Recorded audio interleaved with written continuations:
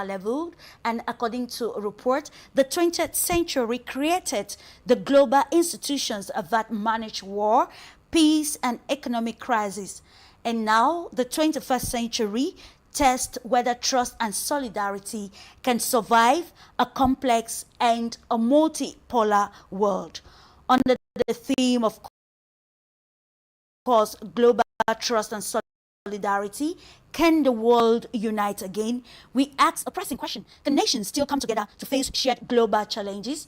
What parameters are needed to hold trust and solidarity firm as the world goes through this very radical transformation? Stay with us, ladies and gentlemen, as we seek to uncover this topic for today, which is relevant in terms of international relations and corporations, and how it is shaping the concept of diplomacy, geopolitics, and even religious and cultural alignment of nations across the world. With a panel of experts, we are going to dive deep into understanding the real stakes with this panel of experts, ladies and gentlemen. And I will introduce them to you after the jingle.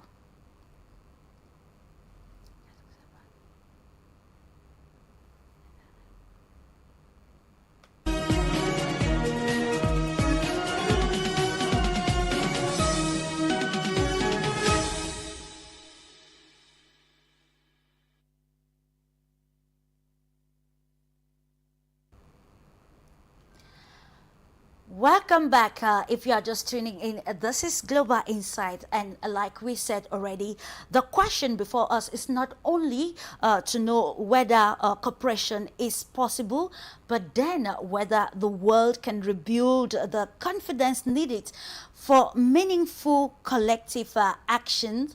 And without much ado, ladies and gentlemen, let's dive straight away to uncovering the panel for today. And with delight, I welcome you, Dr. ACHILLE EKEU from the United States of America.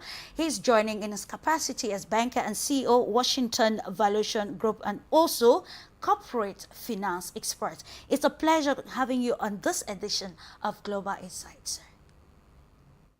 Thank you so much, Clarisse, for welcoming me again today for this another edition of this program that is well known around the world, and that is catching some flags. As I've seen on some reporting from France 24 about your news organization and how it is frustrating them, and talking in derogative terms about what you guys are doing, what the whole continent, what the African people are doing through your voices, through your media.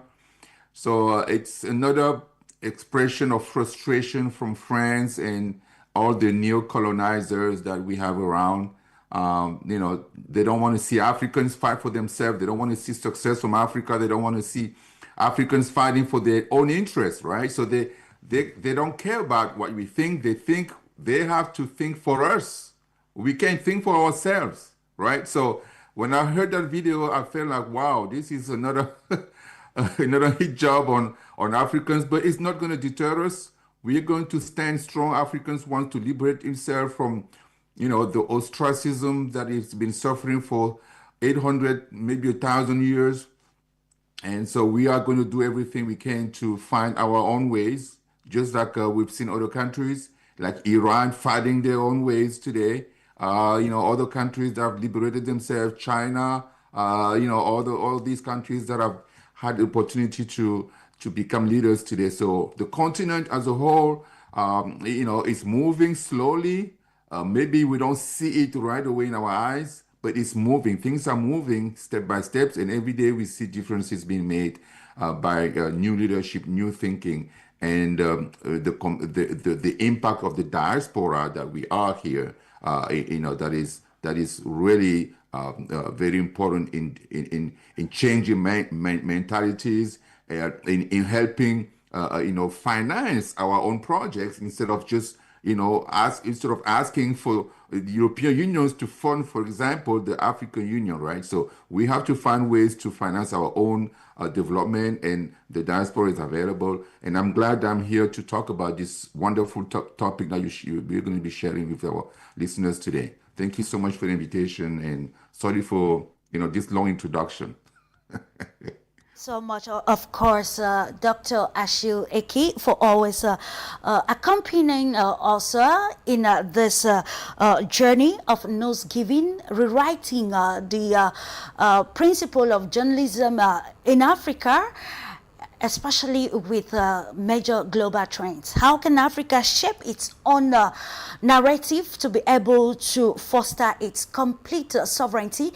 And of course, doing that with cooperation, we need trust to be able to work in solidarity with the world, giving importance again to international relations. And it comes timely as we are also looking at how nations can collaborate without gimmicks for the betterment of mankind.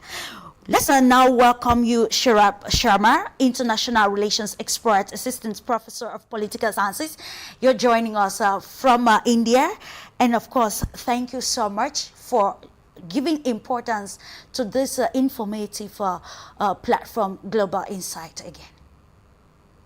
Yes, good evening from India. Thank you, Clarisse, and thank you for having me again. And I look forward to contribute to this very timely discussion on, the topic of trust and how we are losing and living in a very world of profound distrust. So I think this is a very timely and very relevant topic for discussion.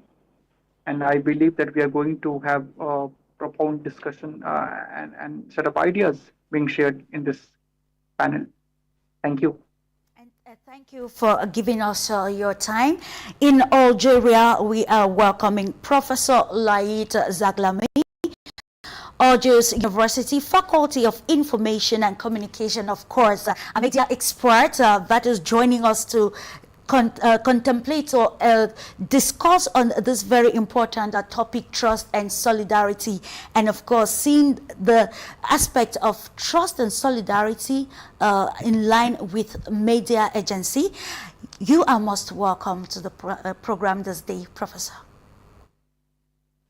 Yes, thank you, Clarisse. Good morning, good afternoon, good evening to all of you. Thank you for having me on your program for today's session. I'm pleased and excited to be to share with you some of the thoughts, and especially when you are talking about solidarity and cooperation. You have to be very, very cautious about that, especially where we live in the era of huge disturbance worldwide, where we live in the era of confusion, of conflict, of war, and so forth. It's quite very hard to get out of this mess that great powers have made the whole world in trouble. And when we see what is happening in many parts of the world, right now we have over 60 conflicts in the world, and the conflict, crisis, but more importantly, wars in the aggression, the American and Israel aggression against Iran, what is happening, the war between Russia and of course Ukraine, and so many other conflicts, especially in our continent. And I felt, let's make it clear, I felt very, very sorry to what happened recently in South Africa, which I considered was the birth of anti-apartheid and anti-discrimination. But when I thought when I saw so many of colleagues, friends, country people from the continent, how they are mistreated, I felt sorry for the future, not only for the humanity, for the future of the continent itself, how they were mistreated, how they were expelled, how they were, of course, despised and stigmatized. I think it's better that everyone has to secure for his own security, for his own values. And I hope there will be still people of common sense, of good faith, of wisdom that will take over all this troubled situation. Thank you so much. Of course, in times of global transformations, we watch closely how tenets of trust and solidarity are being caught up in a web, but then there is need for total cooperations between nations of the world. How can we then look for that fabric that we need to make nations trust each other again and align for the betterment or probably for the common good of humanity? Let's move straight away to the first phase of this discursive program, which centers always on understanding and contextualizing the topic. And I will start off with you, Shirab. We're looking at maybe the conceptual framework, understanding what global trust and solidarity could mean in probably the aspects of international relations and even areas of geopolitics, and now see who is losing trust on whom, and of course if states, existing states and institutions and even the media, and why not talk about the market and multilateral bodies, if actually they are living up to the principle of the United Nations that were created after the Second World War to ensure that there is still trust and solidarity among nations of the world to together handle the issues that have very related consequences. Well, there is no disagreement that the world structure is very much anarchic and there are problems, but there also, I don't think there would be any disagreement on the fact that trust is the cornerstone of any relation, the foundation of international relations, and there has to be some sort of trust between countries for them to interact and for them to please to have trade and other relations with each other.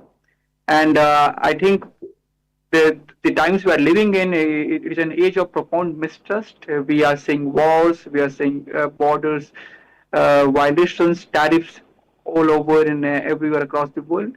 And as rightly mentioned by Professor LAEED, there's dozens of wars are ongoing at the moment. And we do only come across some of the more emotives or the more the areas where USA or the big powers are involved. But there are other areas also where wars are going on.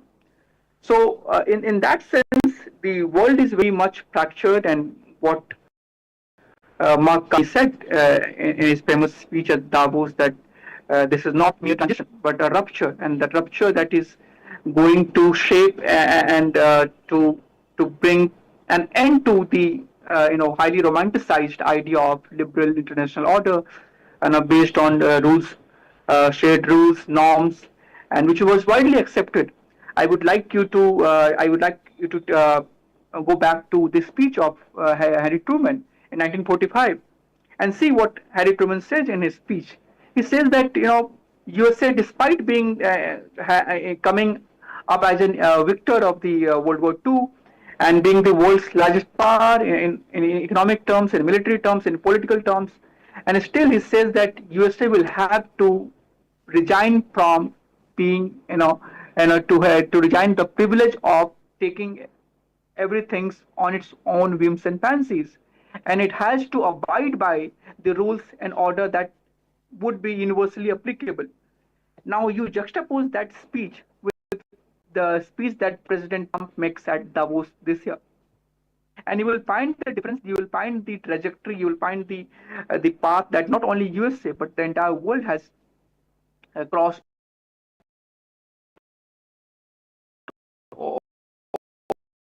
over these decades. So, almost over 50% of GDP, and still has, it still says that we are not going to interfere anywhere. We are not going to, rule on our whims and fancies, but we are going to accept the rules-based global order. And then in 2026, you see the President Trump abducting a sitting president in broad daylight, or in night, but everyone knows that there has been no action whatsoever by any global body. You see the president killing the supreme leader of a country while the negotiations are going on. Now, when you are negotiating, the very fundamental idea behind any negotiation is that you only negotiate with people whom you trust. There has to be, the bottom line has to be trust. There has to be some sort of trust when you are negotiating with people. And when the negotiations are going on through the Omani mediation in Zurich, the next day you bomb Iran and then you kill the supreme leader.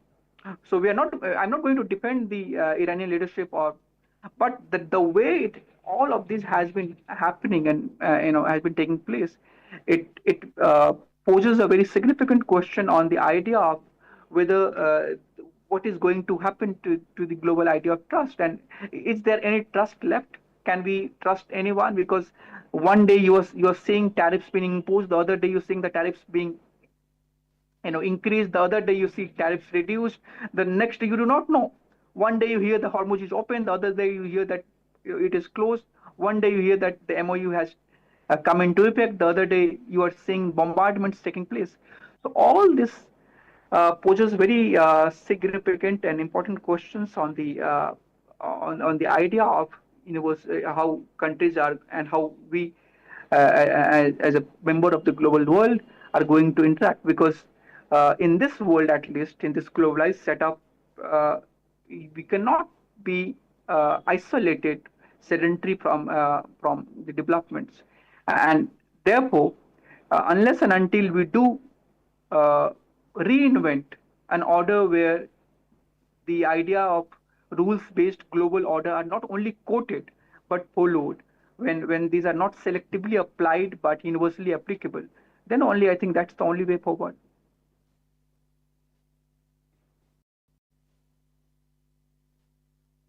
Evolving in multipolarity and rewriting the roles that diplomacy and international relations among nations of the world. In the same perspective, I come back to you, Dr. ACHILLE. Of course, when we are looking at negotiations, like Sharab highlighted, you cannot negotiate with a nation that you do not trust. We are also looking at how, economic sanctions have killed this trust and solidarity even among nations of the world. So when you hear of trust and solidarity, especially in line with international relations, what comes to mind, especially as an economic expert? Well, I'm going to share my thoughts here on this topic, to let everybody know where I stand on this important subject. The world, the world today is asking whether it can unite again. Sure. But Africa has been asking a sharper question for decades. United on whose terms, right? The debate happening in New York and Geneva about rebuilding trust often assumes, a return to a global order that never fully included Africa's 1.4 billion people as equal partners in the first place. So you can't rebuild what was never there. For most of the post-colonial era, African nations were told to trust institutions designed in Bretton Woods, governed from Brussels and Washington and Paris, and whatnot, and enforced through debt conditions, right? That's the key point here, debt conditions that left little room for sovereign economic policy. So when the current United Secretary General calls for rebuilding trust and reigniting global solidarity, African leaders have every right to ask, solidarity built around whose interest and trust extended to whom? See, the skepticism isn't cynicism here. It's earned because there's decades of equal trade terms and resource extraction dressed up as partnership taught the continent that global unity often meant unity in name only, with Africa supplying raw materials and absorbing debt while decision-making stayed elsewhere. So the good news is Africa isn't waiting for permission to build its own version of unity. The African Continental Free Trade Area is the largest free trade zone in the world by number of countries, and it represents something the all global order rarely offered. So African nations setting terms for African commerce and African priorities. For example, we have intra-African trade, all right? Sure. We have regional currency and payment systems. We have diplomatic bloc powers that is being built right now in the African Union and other regional parts of the continent. And now let's talk about what's happening with tariffs and trade wars and it's one of the levers that Western countries are using to subjugate us, to keep us under their influence, under their domination. So as tariff wars intensify between the major economic powers, Africa faces a choice that will define the next decade. It can remain a price taker in a system built by others, or it can use this moment of global fragmentation to negotiate better terms, precisely because the old order is weaker and more willing to bargain than it was 10 years ago. And we see that with so many different countries today. So every trade war between major powers creates gaps that agile economies can fill. Vietnam did this during earlier US-China tensions. African nations with the right infrastructure and trade policy coordination can do the same with manufacturing, for example, critical minerals, agricultural export, if they negotiate as a bloc rather than 54 separate small markets, each cutting side deals. And we've seen it this week with this unity between Cameroon, Nigeria, Cote d'Ivoire, creating some kind of group to negotiate for cocoa, right? Absolutely. They are producers of cocoa, and they decided to join together to have more influence in negotiating the price of cocoa. And so to end my thought here, I'm going to say the world was never united in the way the question implies, and pretending otherwise wastes Africa's negotiating position. What's actually happening is a distribution of leverage. Multipolarity, for all its instability, gives African nations more room to play global powers against each other than the old unipolar order ever did. Real solidarity for Africa in this moment does not mean waiting for the world to trust each other again. It means Africa trusting itself enough to negotiate from strength, coordinate through AFTAC and the African Union, and stop treating global unity as something granted from outside rather than built from within.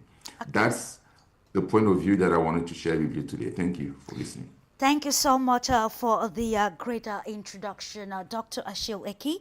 And let's move to Algeria now with Professor LAEED. In our preamble, we highlighted the 19th century, the 20th century, and now the 21st century, trying to somehow compromise some of the events, especially global events that happened in the 19th and 20th centuries, where we are seeing effects still in the 21st century. So from your own perspective, contextualizing our topic, let's look at some of the lessons that can be learned from the early global corporations from the 19th century and the one that emerged in the 20th century, particularly after the World War, and how these especially institutions relevant in today's contemporary society that has seen a whole lot of shifting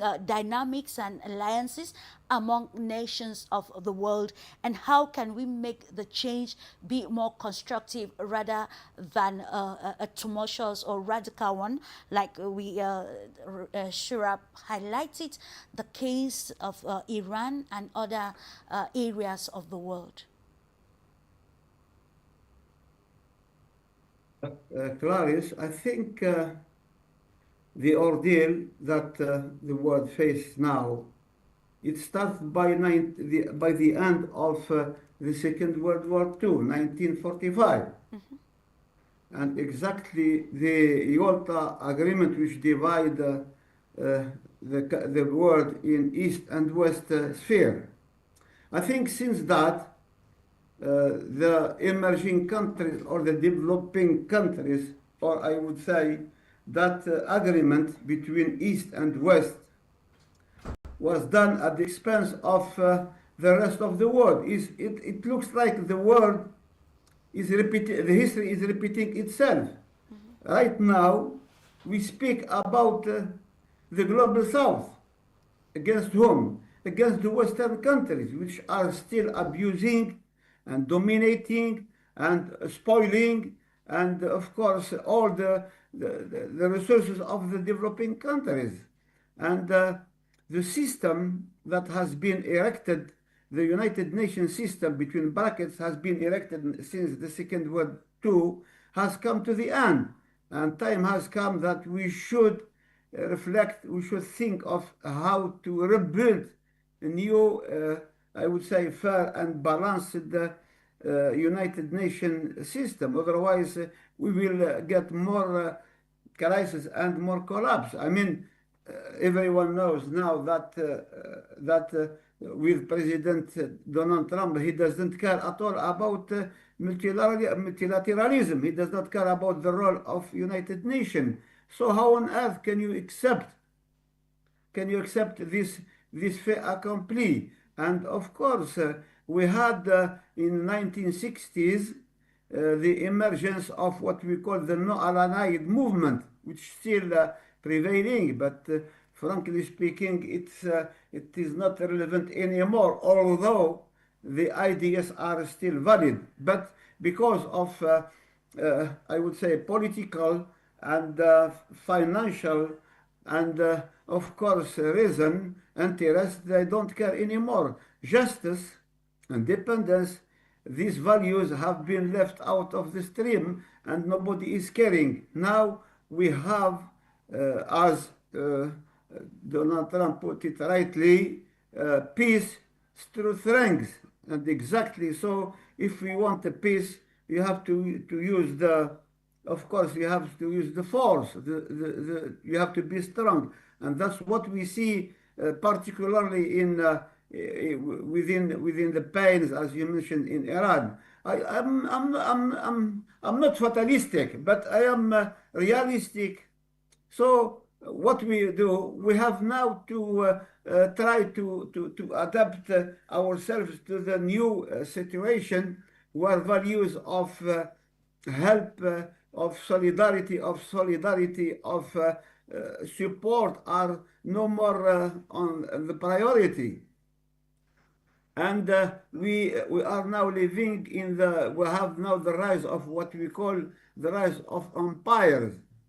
So we have multi-empires with the Russian empires, US empires, China empires, and around we have countries which are trying to get some kind of geopolitical alliance, very uncertain, for very uncertain result. So what I want to say, I think we have to keep faith in ourselves. We have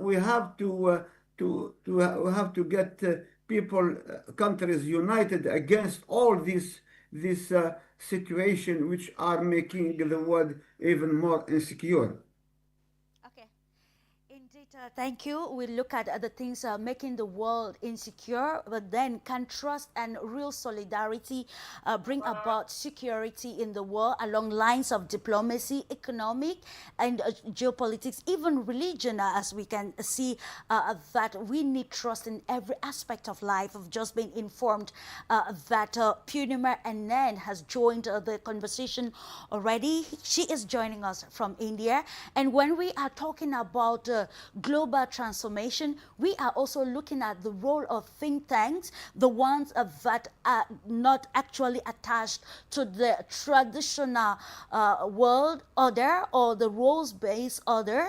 And of course, with this opening question from you, dear Purnima, we are going to look at the role of think tanks like the BRICS International Forum Globus and other, organizations that are actively involved in global transformation, along the lines of global cooperation and diplomacy. You are welcome to this panel this day, dear Purnima.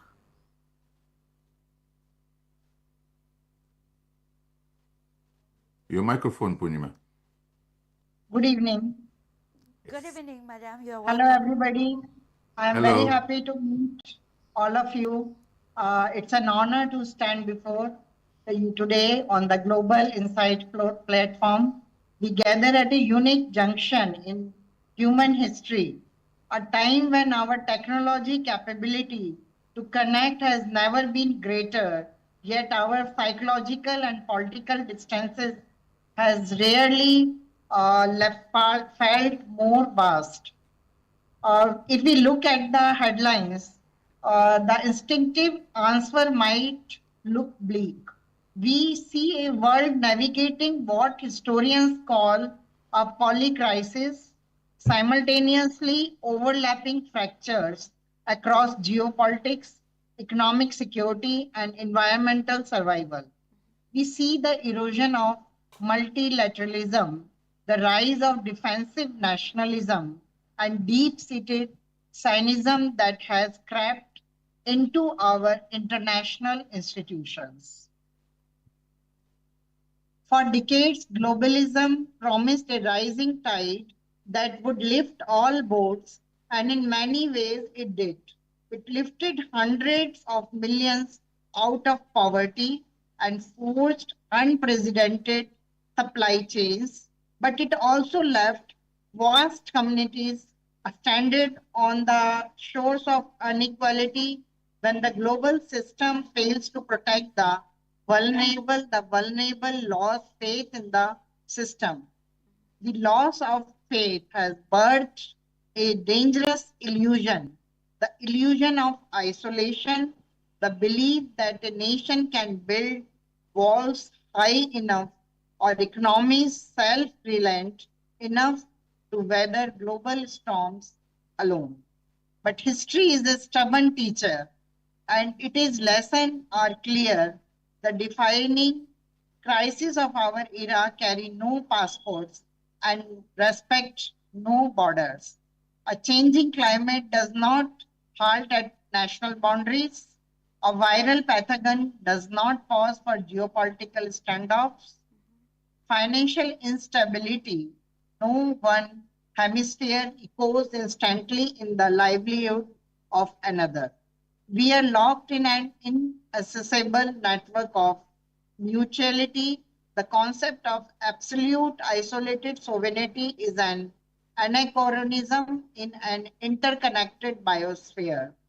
The question is not whether we should unite, how we must do so before crisis forces our hand.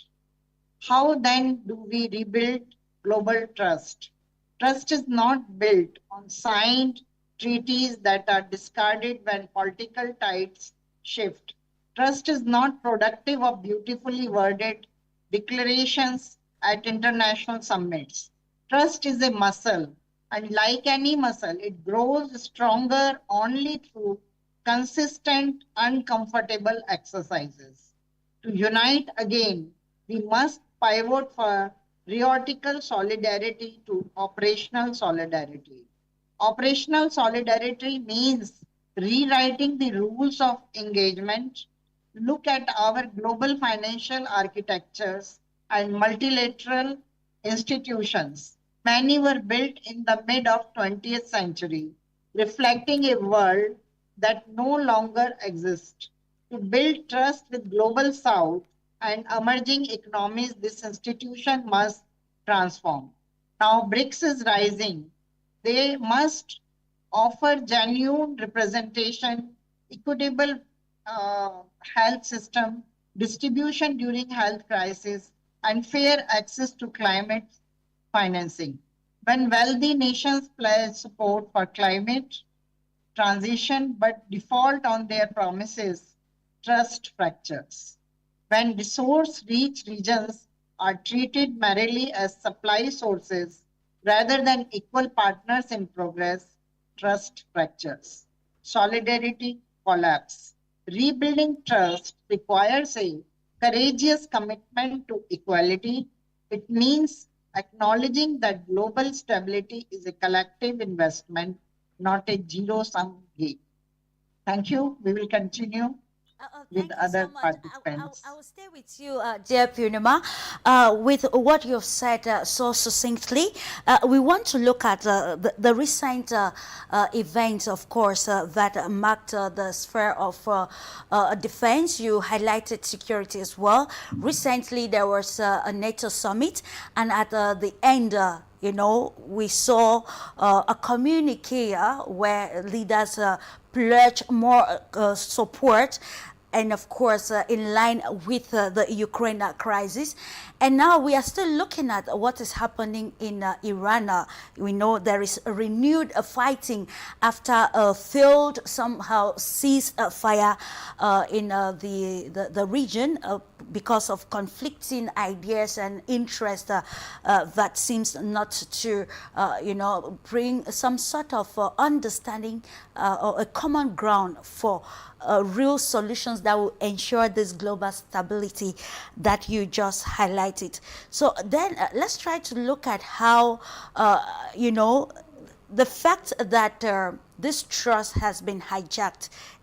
We take the resolve from NATO and going back to maybe 2014 with the Minsk agreement, that after it was agreed, we saw that trust again was broken. But leaders, Boris and of course others have said it was just a time frame to give Ukraine you know, ample time to rearm and get prepared for such. So with all of the gimmicks and you know, the rhetorics of geopolitics and you know, diplomacy, how then can we quantify or characterize trust and solidarity in contemporary global affairs?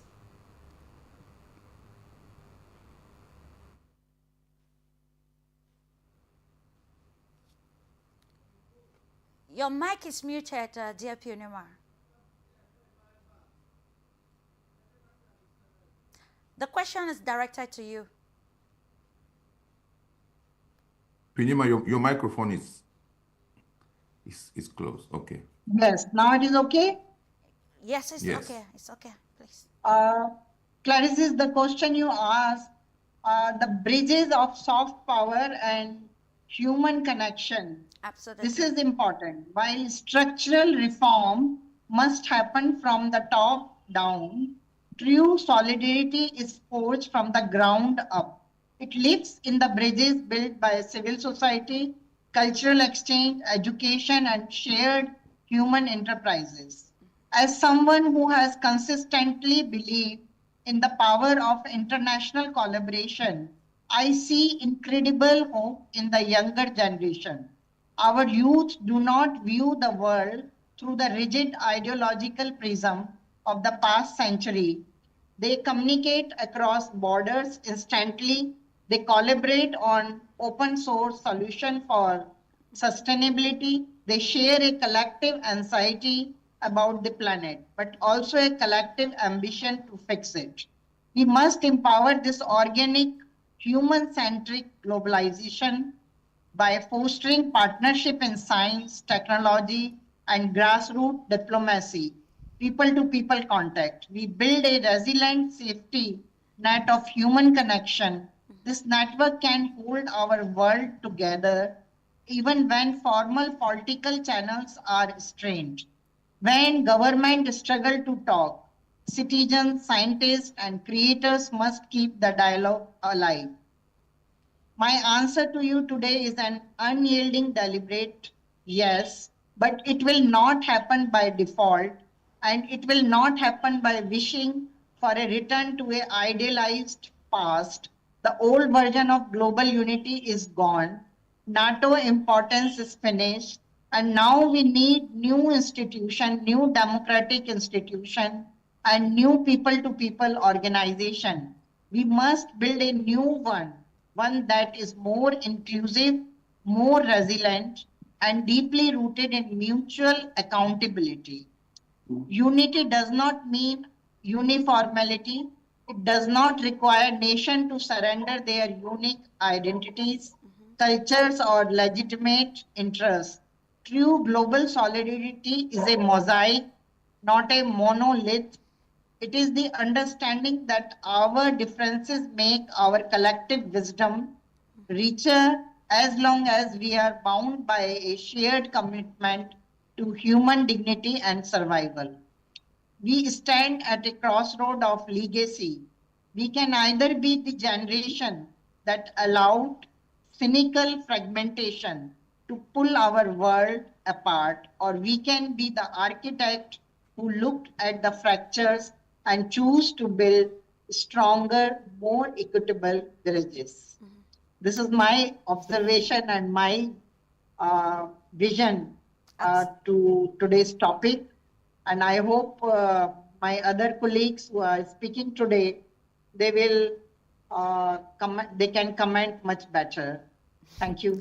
Okay, thank you so much, dear Purnima. Let's come back to you, Dr. ACHILLE. Revisiting what you said earlier, you talked about Africa trusting itself to be able to, defend its sovereignty. And from what we are seeing across the African continent, we can say that it is already that milestone, though subtle. So the question is, we are looking at how to understand. I want to quote Professor Jagdish Khatri from India, who said that when we learn globally, we try to, to perform locally. And now this is the era where we saw trust being, tested in the West African bloc. Here we're looking at EKEUs and events that led to the withdrawal of the 3 Sahel states from the regional bloc, and how we can understand this, especially in line with the African agenda, how to rebuild trust within the African continent, so that the revolution that is already across Africa is not tainted by some sort of ambiguity and lack of trust and solidarity among regional actors of the continent. Well, what you're saying about the Sahelan countries is very important.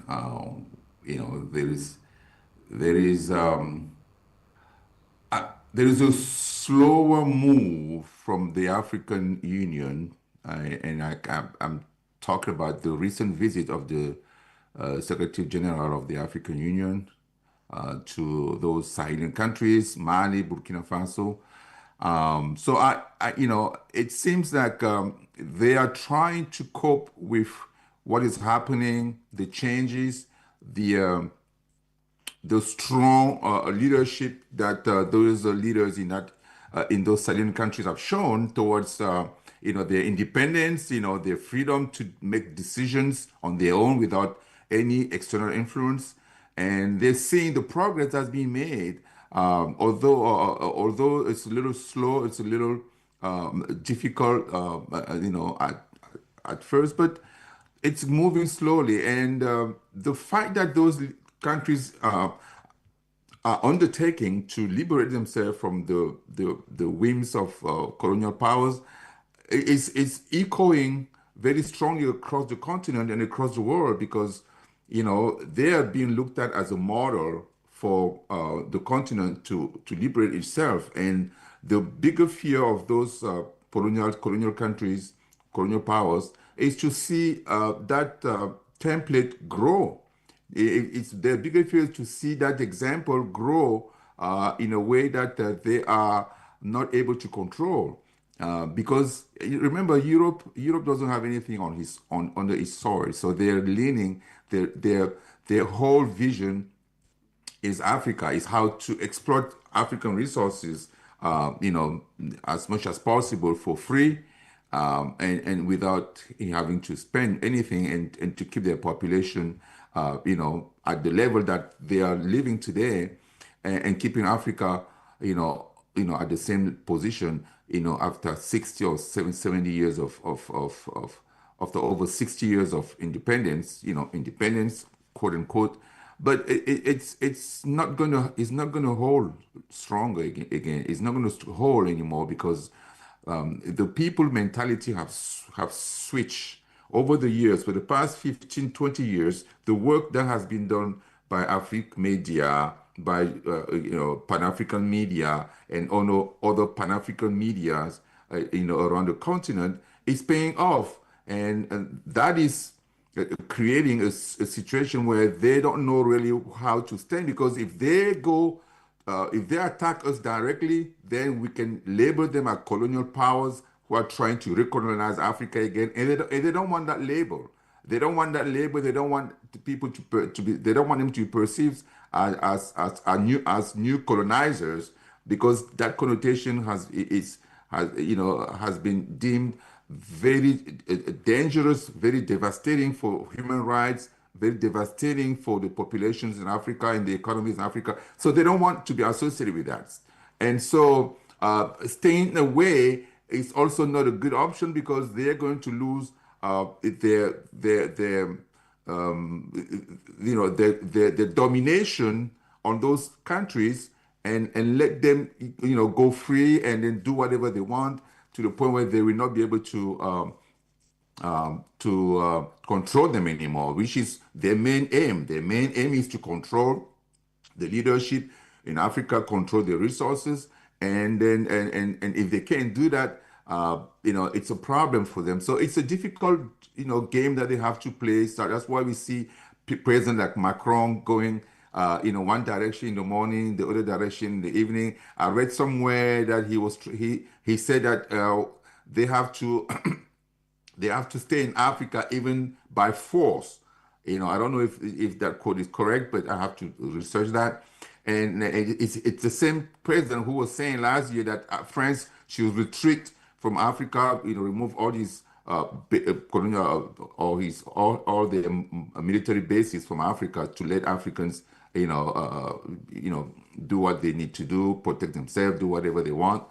They don't care anymore, because they're telling us the discourse is that they're coming to Africa to protect us from terrorism, terrorism that we know they are supporting, they're financing. We already have those facts, settled. So it's a double game. But African leaders are moving slowly through the pushing of their populations. The continent today has become so closed. It's so close because of the interactions with telecommunications, with internet and things. So information in South Africa has one event in South Africa affects somebody in Morocco, in Egypt, in Swaziland, in Cameroon, in Nigeria. So we have the same information instantly. So therefore, we have to be careful what we do, what we say. And on the positive note, we're looking at companies like Dangote, Dangote's company that is, creating, opportunities for African countries to have their own, to use their own resources, to especially oil and gas, to be able to sell those resources directly on the market at market prices and make the money that they deserve to make, because those are their resources. We're seeing many companies developing the continent to create more opportunities, more wealth for African countries, and get those countries out of poverty. And so, despite the IMF and international and the World Bank that are trying to slow that progress, that is just slow. They're trying to slow the progress, but it's not going to stop that movement. And with the youth that Africa has, with the new generation of Pan-Africanism, that is those youth are growing into, that is a recipe for a success in the long term, not even long term, short term, not even short term, but in the middle term. Let's say in the next 5 to 10 years, the continent is going to be completely different from what it is today. So I'm hopeful, I'm positive that the things are going to change by force, or because we have the determination today to fight for our own interests, just like the Western countries are doing. Indeed, and that aligns with what the president of Brazil said recently, that there is need to look within and see how security can be given importance, not because they want to attack, but to be prepared at any time. And it is a call for concern for the African continent and major stakeholders to be ready as the world is in transition. Policies across the continent should also be in transition that meets the aspirations of the African continent. Just to recall with you, Sharma Shurab, that after the 19th and the 20th century, we saw things like the Congress of Vienna. That should be in 1915, where powers after united to probably that was during the defeat of Napoleon Bonaparte. And we also recall the concert of Europe, where we saw countries coming together and of course under a platform defined as a platform for people to discuss and of course share ideas, consult each other and see how to bring peace rather than war when confronted with a situation. But when you look at the happenings in the 21st century today, you'll see that the Concert of Europe, the Congress of Vienna, and other treaties or even platforms have been highly, abused. So how can we now, circumvent the gap and see how we can function in a world of multipolarity, bringing all the powers together to ensure a balance of power among major global powers and even emerging powers of the world? No, you are absolutely right when you give the example of 20th century and all the progresses that we made in the last century. We seem to have gone back and reneged on those achievements. Actually, if you look at the human history, there has not been any other century than the 20th century and the century afterwards that we see so many developments on so many frontiers. And earlier, if you see any part of the world, the lion's share of spending would be on defense, because there will be war of all against all, and every time the state's priority would be to defend itself, to protect its sovereignty. It was only in the 21st century when we brought in, or 20th century, when we, after the post-war order, that we established this liberal institutional order framework. We decided that no, even though there is no such world authority or world government, we are going to create institutions that will be open for all, that will be responsible for all, that will take responsibilities, that will be accountable. And those institutions, they did not fail completely. They delivered on some of the counts. And if you see the data today emerging from World Bank and other agencies, you see that the global spending on security has come in, into single digits. Now it's around 7 to 8%. So you do see spending on education, healthcare going up in different parts of the world. It is the same century where you see child mortality coming down significantly, the mortality rate, the life expectancy going up, literacy rate going up. So there have been significant progresses being made in the previous century, and therefore the question becomes more important: that what has gone wrong? The kind of the streak of achievements that we were making and following, what makes the world to go back to the primitive era? What makes the world to fight in a war and everywhere? So this is not something that is gone, that is not being noticed by the global leaders in the past who are at the center of it. I remember in 2021, at the peak of COVID, Secretary Guterres, he said that the times we are living in, the predicament that we find ourselves in, is it going to be, is asking us, so is it going to break down or break through? And it is for us to decide whether it is going to break down all the progresses that we have made over the past century. Are we going to break down? Are we going to renege? Are we going to go back on them? Or are we going to take it further? The progresses that we have made in technology. No one could have thought that someone in Cameroon, someone in America, and someone in India can connect to each other. So all this developments that we have been making and we have been developing, we have been doing, achieving, it needs to be taken to a next level without compromising on human identity, the agency of the global south, the agency of the countries in Africa, taking in account the needs and requirements and the individual agency of all these countries, because sometimes Europe gets under the mindset, and it finds it very difficult to come out the colonial mindset of having the white man's burden, that they only have the responsibility to take care of the world, or they are the blessed one, they are the one who have been sent here to rule over all of the people. They need to be aware of the fact that they are only 12% of the world. So the West is only 12%. 88% of the world is non-West. And it is for them that most of this crisis matters more.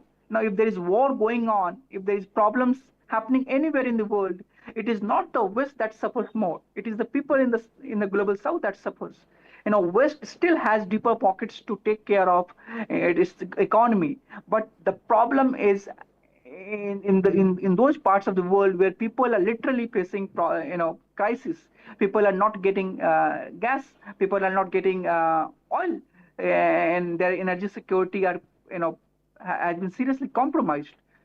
So the world that we want, and the world that the global South wants, in this era of diminishing trust, is where the global South voices gets heard, is where the principles that were led by the West only, and that is being repudiated by the West only, needs to be followed, and they have to make it a more even playing field for everyone to contribute, everyone to be part of as an individual actor with agency, and that is where I think the answer to your question lies, because gradually we have to move ahead, we have to do progress. We do not have to go back to the primitive era, the era of Napoleonic wars, or before previous failing order. So the only way forward would be to look back, do an introspection of what has gone wrong, where have we been going wrong, what are the problems that we have been committing, and listen to the voices that is emanating from global South. Instead of labeling them as propaganda, instead of labeling them as Russian propaganda or Indian propaganda or Chinese propaganda, we need to listen to the voices that are emanating from different parts of the world, work on them, look where we have gone wrong, and that's the only way forward. That's the only way we can make a more equitable and more accessible world where all the countries have agency and they have something to contribute. Much, dear Saurabh. Let's come back to you, quickly, Professor LAEED ZAGHLAMI.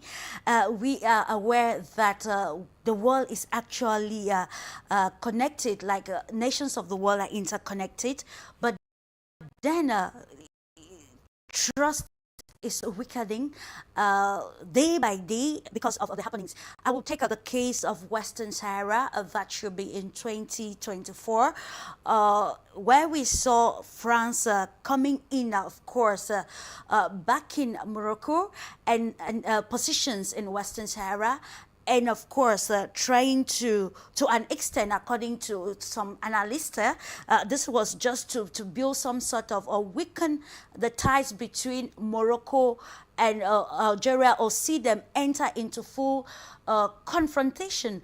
But we are also told, or history tells us, that the institutions or the treaties signed after the First World and Second World War were to ensure that in terms of crisis, diplomacy can be used as a solution, like bring countries to negotiate, settle the problems without escalating. But today we are looking at diplomacy being used as a weapon against nations and creating more rivalry. With this example of the Western Sahara, let's try to see how diplomacy is having a new phase and bringing more contestations rather than solutions, as is the case of global crisis. Right.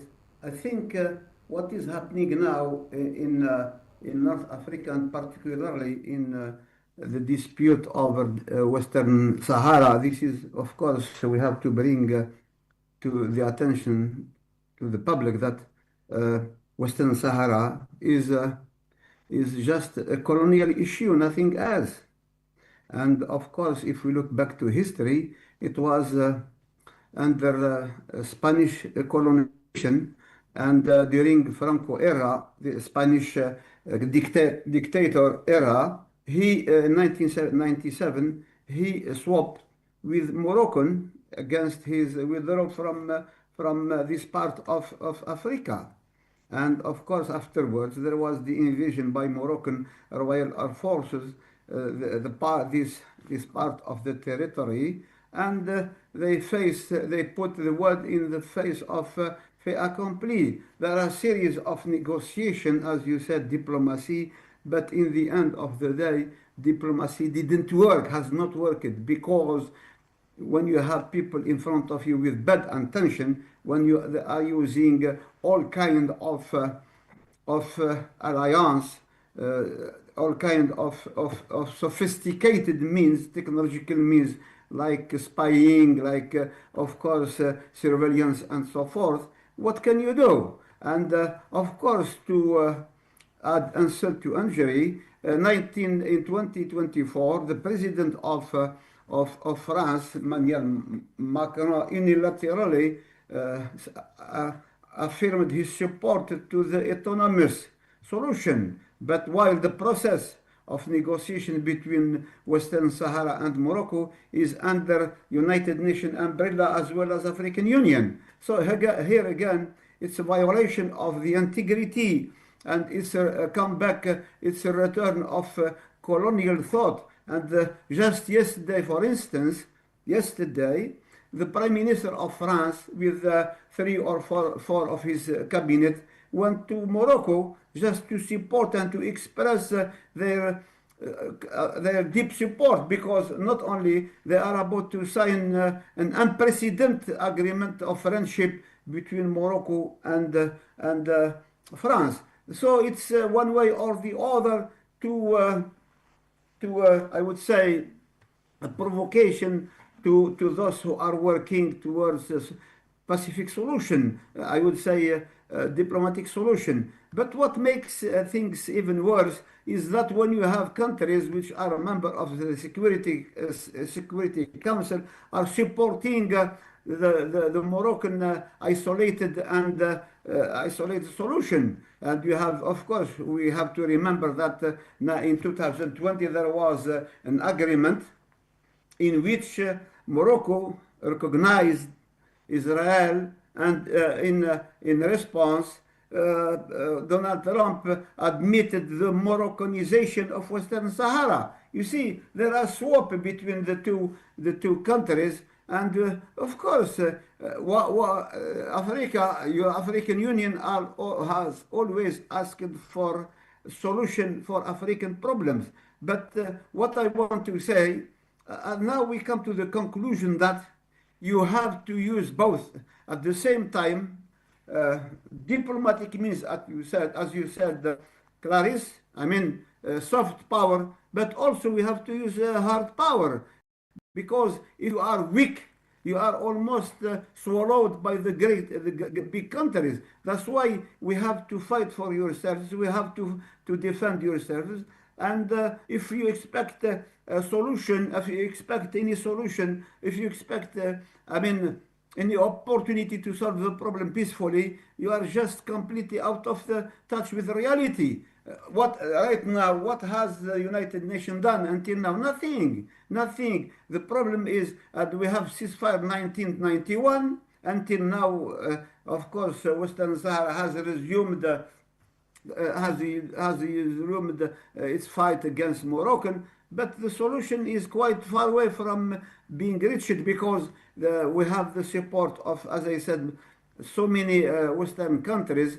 Why? Because Morocco is offering a lot of opportunities for these countries, for Western countries mainly, of course, France, USA, Great Britain, to invest and to come to invest to Western Sahara, which is a territory rich of mineral, of phosphate, and so many raw materials. So in the end of the day, when we speak about solidarity and trust, I think this is not the reflection of the reality on the ground. Right now, those who have power, they are abusing and misusing it. And what we can do only for even for Africa, they should unite themselves and speak of one voice. But unfortunately, Morocco is African country, is member of the African Union, as well as is part of the continent. But what they do, they are, while French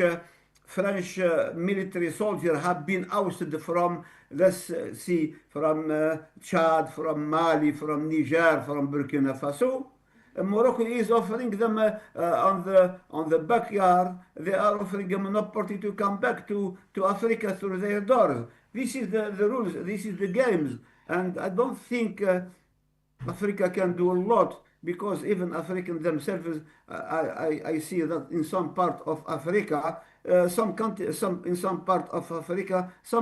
countries are calling for French support, asking French army to train their own soldiers, like in Cote d'Ivoire, in another part of Africa. So there is a big issue, moral issue, political issue, and so forth. Okay, thank you so much.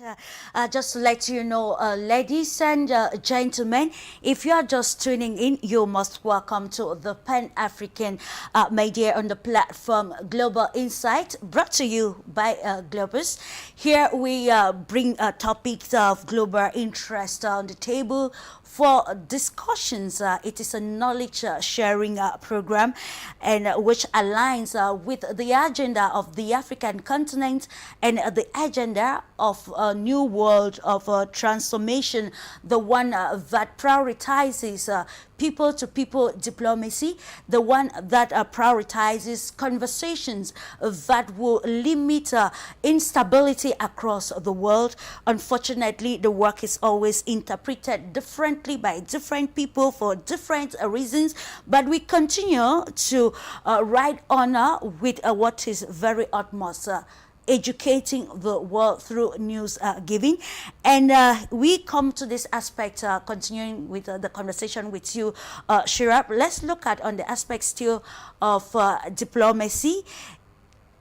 With sanctions and proxy wars and even public policy that has become somehow negative for on particular countries, can diplomacy still work?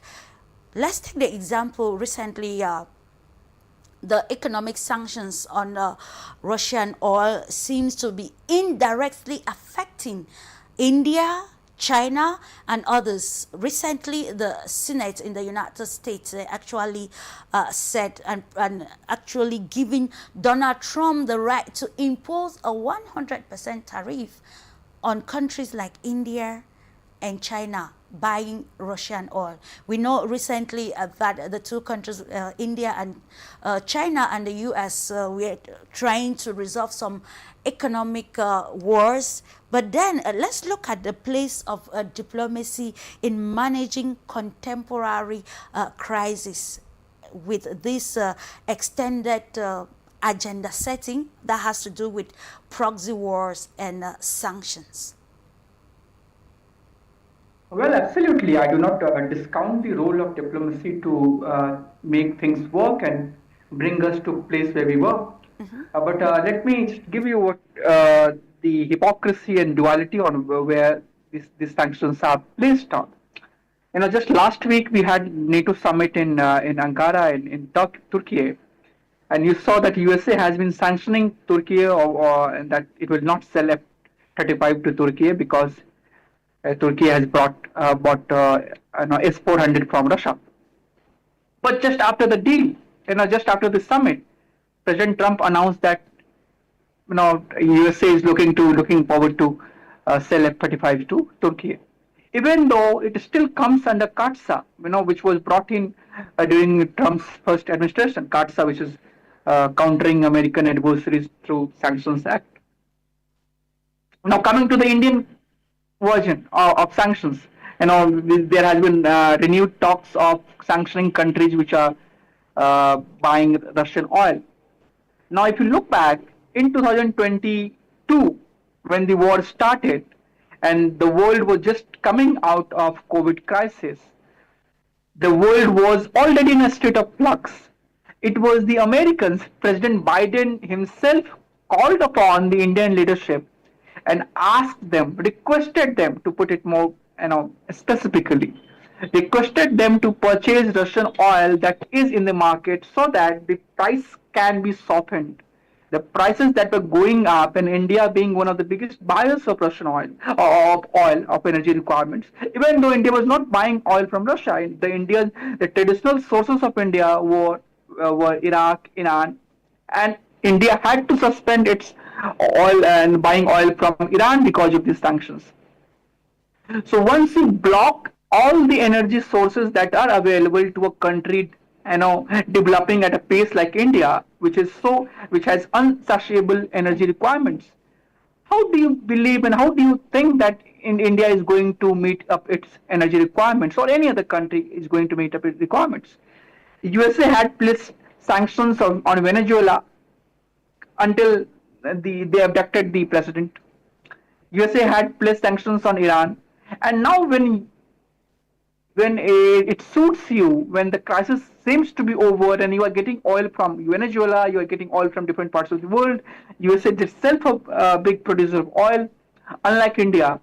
Now they are saying that no, you cannot buy oil from Russia. As if who is ruling the world? As if USA is they are the global rulers. At the same time, West was completely dependent upon Russian fuel, and they also gradually have been reducing their dependence upon Russian oil. So the problem is not of sanctions. Obviously, sanctions play one important part of it. It goes against the very fundamental idea on which Washington consensus is based. The very idea on which the Ricardian principles of trade, where when countries trade with each other, and countries, when they do not have expertise of one technology, when they do trade, both of the countries and the entire world benefits from it. The attack is on the very foundational idea. Therefore, I believe that the problem is not on the sanctions or any one particular act, CATSA or attacks on India or Africa. The problem is on the question is on the very foundation that USA and the West, that they have been championing for so long. Now they are reneging back on the same promises that they have upheld for so long. The the promises that they have been asking others to keep, now they have been going back on them, and that is something which is very problematic. And therefore, you will see that, as I mentioned, that you know the West makes up for only 12% of the global population. So it is for the 88% of the world to decide whether they are going to be dictated by 12% of the world, or in the 21st century they are going to have their own agency in setting up and meeting up their own requirements, in creating their own policies, and looking up to markets wherever and whichever offers them the best possible technology resources available. So in that sense, the foundation, the fundamental question is on the premise on which this entire on the architecture was based, and the West has been trying to attack and renege back on those same fundamental premise that they have upheld for so long, and this is the most pertinent and important problem for me. The same light. Let's stay in India with you, Purnima Anand. From all we've listened to, let's answer this question together. Who has lost credibility as far as global connections and international relations is concerned? Is it the states, global institutions, or even global elites? As we can probably contextualize it with our topic for discussion this day.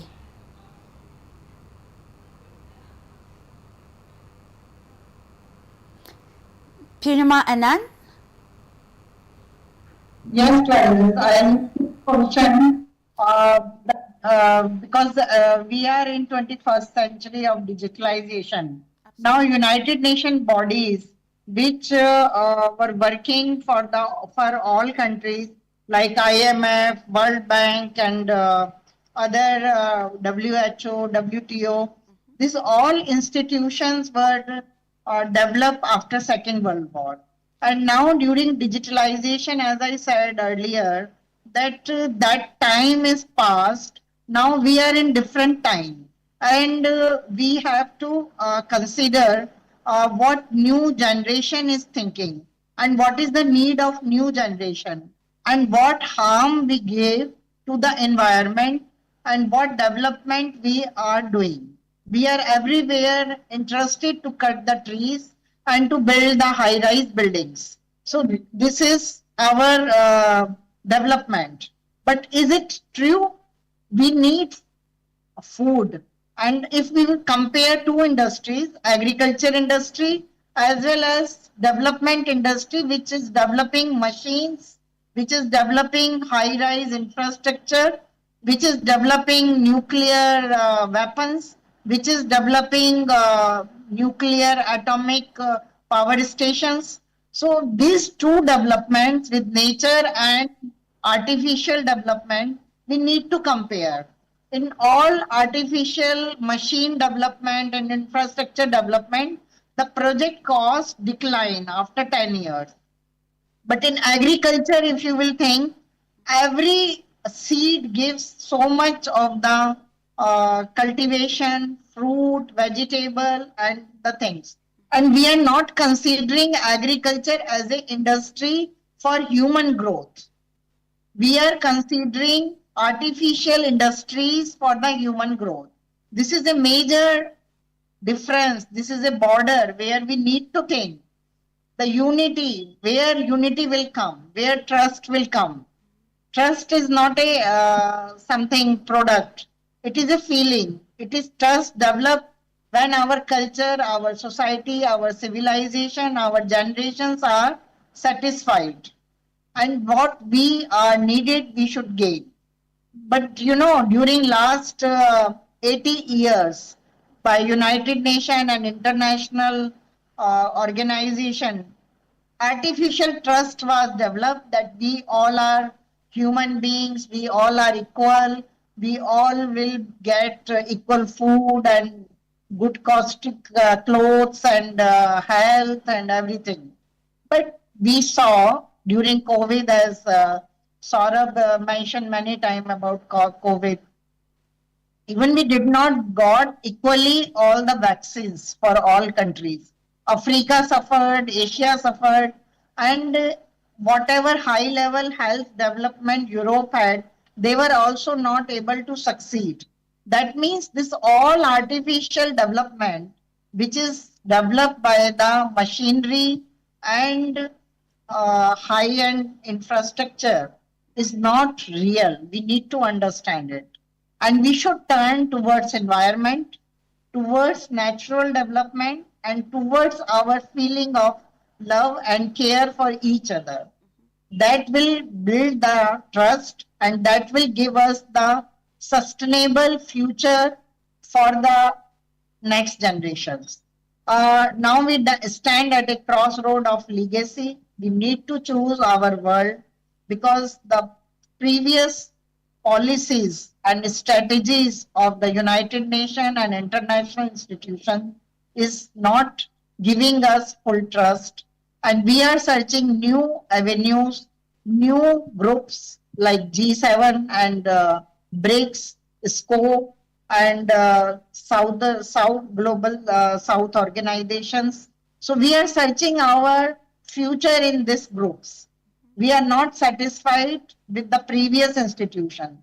And what we need to gain in this new path, we can say, and what BRICS and Global South is giving to the next generation. This is most important because this is our age. What we got from our previous generation, we have to transfer to next generation. This is our responsibility and accountability about the international institutional development. And the fracture of previous institution, we need to understand ourselves that this fracture is right or we need to develop equitable bridges. So this is the very important discussion, very important question that how trust can be built among new institutions and will it be sustainable? But my answer is that yes, trust is existing and trust can be built. But question is that we should take care of the nature, we should take care of the human feelings, and we should nurture the need of the hour that all people need first: food, health, and education. So we should not think about the space. We should not think about high-rise buildings, modern architect. We should think about the human love and care, and it should be nurtured by the political organizations as well as people-to-people new institutions. Because now technology connected us. We all are connected. Today we are connected from different parts of the world, and we can develop common strategies for our community from local to global and global to local.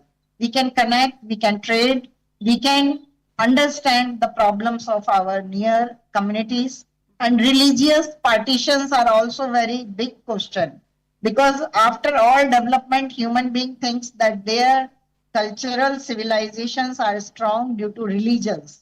But religion division is not right. Hindu, Muslim, Sikh, Isai, this is all dividing the hearts of the people.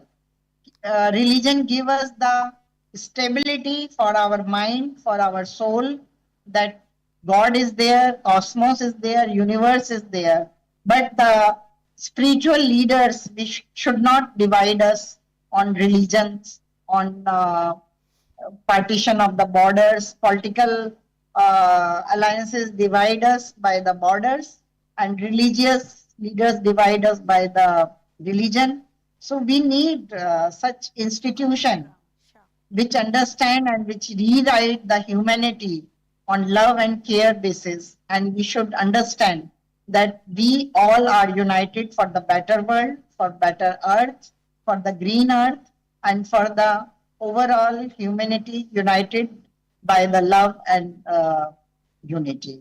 Thank you. Thank you so much, dear Purnima. And then, of course, you quite mentioned new institutions, and that is why I will be coming to you, Dr. Achille, okay, with us. Recently, the Valdai Club Program Director wrote an opinion piece actually highlighting the BRICS bloc, saying that they shouldn't copy the Western style of doing things, but BRICS should work as an independent alternative institutions that will foster real change, global change.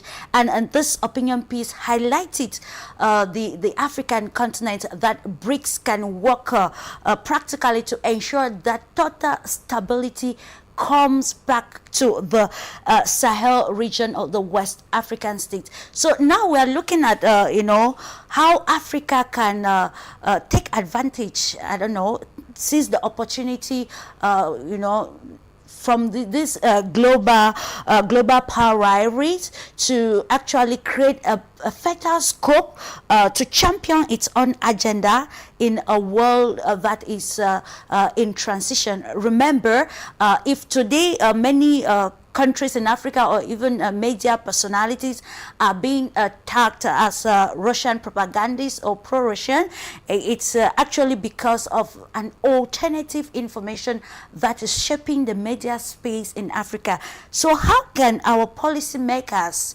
take this advantage and set a different agenda that will meet up with the Development Agenda 2060 for the African continent, and ensure that tomorrow it will not be like the new cooperation that came with BRICS, or even individual nations like the Russian Federation, China, India, and Turkey, and others. It was not on shared values, but rather on selfish interest. Oh, that is a fantastic question that you're asking them, Clarisse.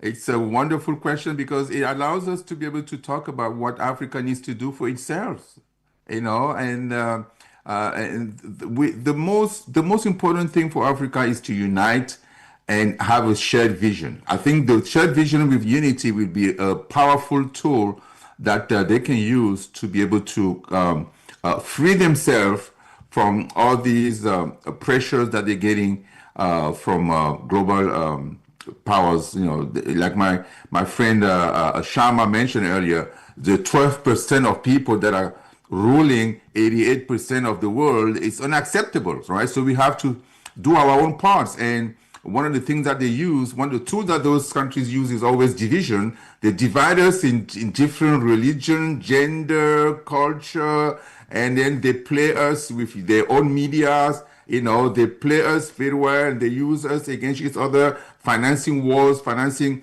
some areas, and definancing others, playing us like fools all the time. So that game has been going on for so many years. So now we have come to a point where we are kind of understanding the game now, and we've learned enough from them that we can now chart our own course. We have to chart our own course, and it's slowly, like I said, it's a process that is happening slowly. What is happening in the continent today, we see a lot of things. We recently saw a lot of things in South Africa, people being sent home. And I know Professor ZAGHLAMI mentioned that earlier in his introduction. In all these things are the effect of domination that we've all suffered. We want to free ourselves, but we don't really know how to go about doing it. We're trying different solutions. I look at what happened in South Africa as a way for them to try to find themselves, because they've been in apartheid for that long. They got freed. They got their independence. Nelson Mandela came out of jail about 30 years ago, something like that. And then they're trying to run the country that they took from the white apartheid people, and they're trying to find solutions, to their own problem, especially the land issue that is really happening in South Africa, right? So you got, all these millions of black South Africans only have 5% of the land, and the rest is under the hands of the white small minority, and they don't want to share that. They don't want that restructuring, reorganization of the land to happen. And America with Trump is he's at the forefront supporting the white nationalists there, and then giving them visas to come to America, green card and citizenship eventually. So we see all that stuff, and so the blacks are struggling to figure out how to navigate with high unemployment, lack of good education, and so they're trying to find solutions, and they are coming to the most natural, easy way out, which is to blame, foreigners that are small minority in their countries, very small minority. They're blaming them, shipping them out. Now that they've gone, it's starting to turn between the Zulus and some of the tribes, between black people. We're seeing infighting happening, and that is not a good thing. But for me, it's a soul search that's going on. We had that in between Nigeria and Ghana at some point. We had that in other countries also, those kind of situations. But at the end, we came to understand that that's not going to solve our problems. What we need to do is work together, find common solutions. Look at what your neighbor is doing, see if what he's doing is good, and you can copy that. And then why not get together, as a small trust, as a small group, like the Cocoa Trust that was created recently between Cameroon, Nigeria, Ghana, and Ivory Coast. You start working together as groups like that, so you can have enough leverage when you negotiate with all these Wall Street people or that are selling your cocoa and giving you peanuts out of the billions and billions of dollars that they're making. So that's the model we have to go with, and the same thing with the silent countries, right? We see Niger, Mali, and Burkina Faso getting together to try to find solutions to their own specific issues.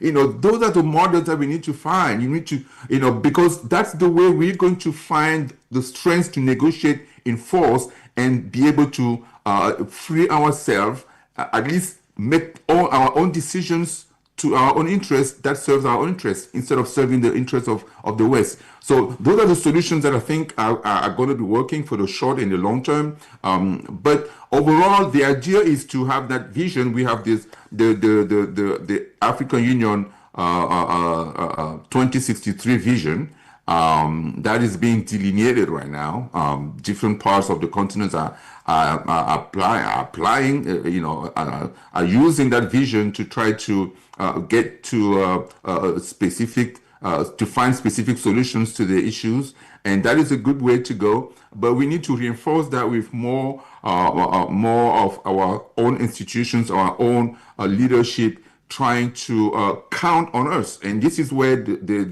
I learned a lot with somebody like President Traore from Burkina Faso, who is very knowledgeable about the strengths that we have, the self-sufficiency, the strength that we have in our continent. He knows that our resources are there. We are rich. God endowed us with so many riches that we can't even fathom what we have. But because we've all been told that this is nothing, don't look at it, it's not interesting, you shouldn't look at that, it's not good for you, you got to focus on, feeding your population and all that stuff. For the past 60, for the past 100, for the past 800 years, we haven't used those resources to our advantage. But now we're waking up, we're waking up. Africa is waking up. And I would always put the wake up of Africa from the moment where the Western countries decided to steal Russians'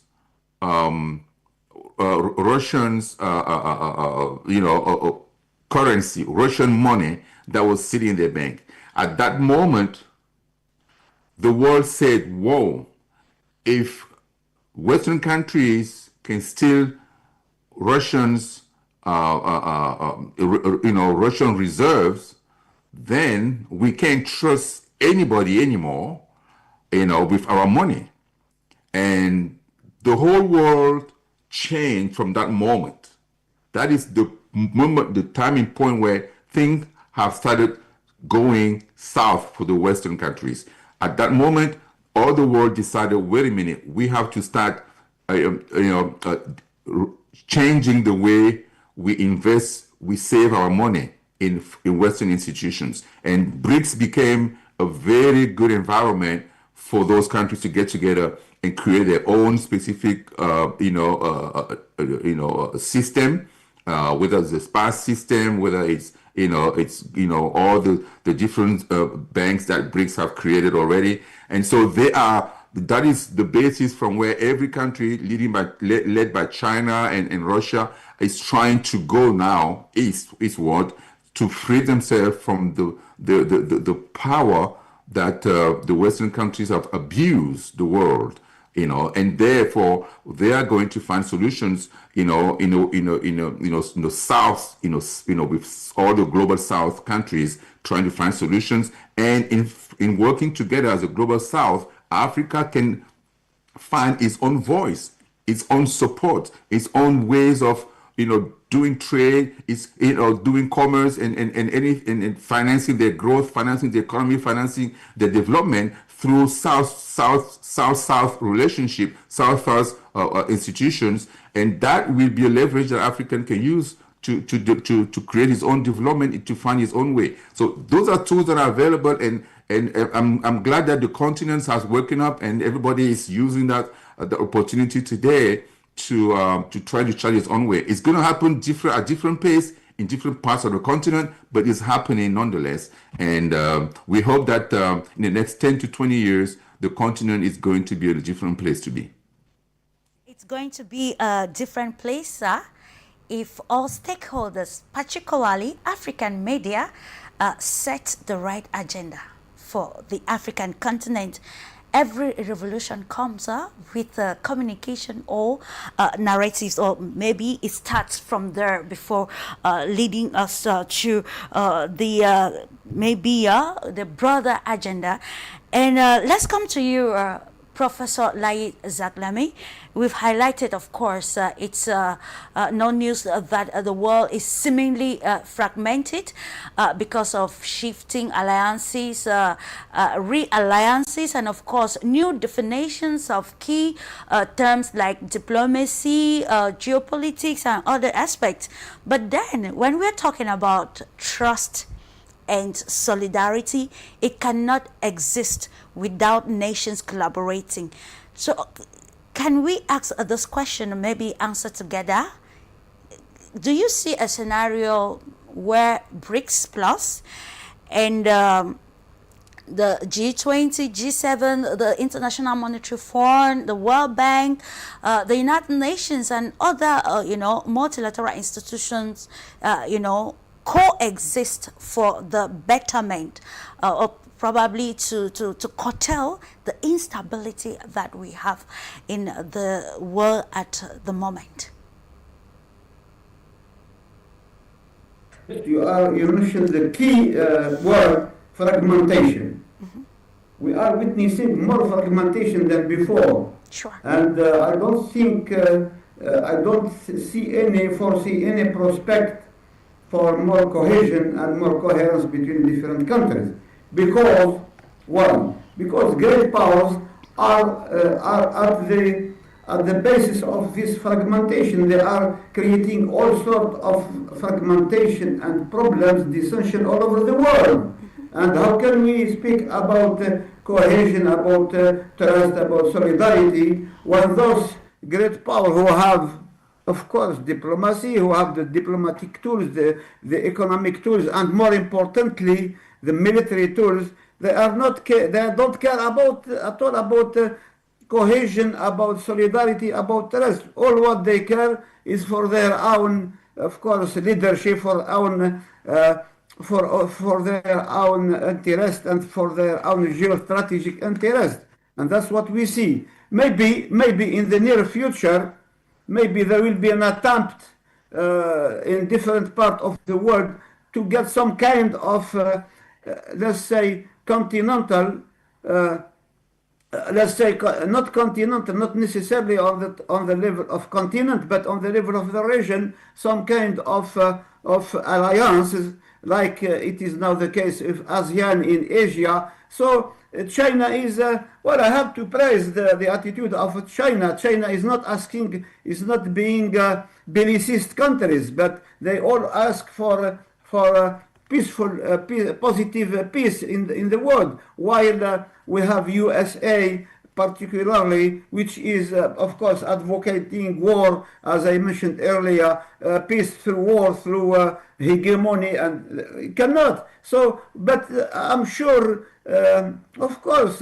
what Donald Trump is doing now is, first of all, is creating dislocation of the whole world, is getting for more fragmentation and more wars, more scandals, more crises.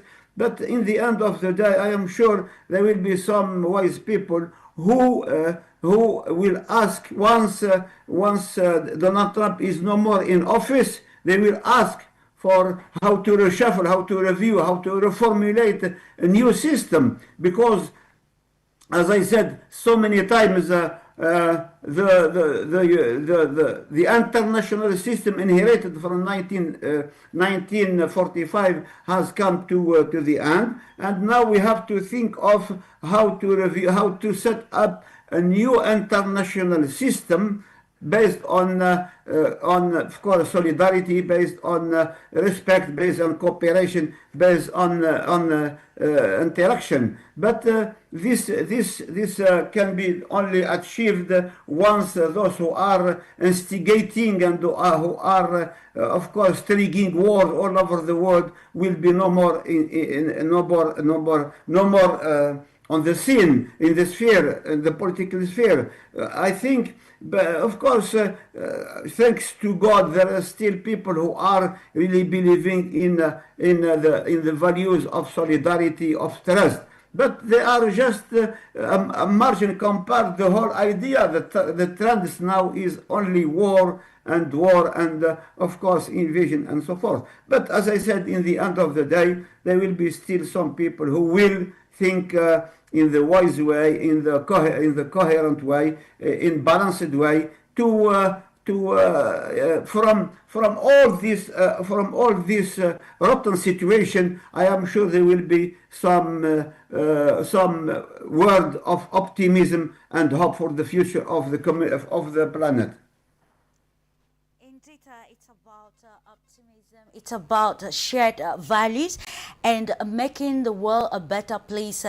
We want to quote the artist Michael Jackson: "Heal the world, make it a better place, a safe place for humanity." And ladies and gentlemen, I think that is just what this platform is doing to educate and limit ambiguity or the negative effect of the global rivalry, particularly in line with the people-to-people interactions, and how can we give trust and solidarity some meaning, positive meaning in this world. Change, of course, is constant, but then it is happening in a tumultuous world.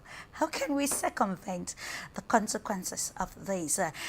If it's already, I will appreciate, ladies and gentlemen, if we watch this short piece, trying to understand how the media is actually entrapped in this global rivalry, particularly the African media. It is not the first time it's been happening.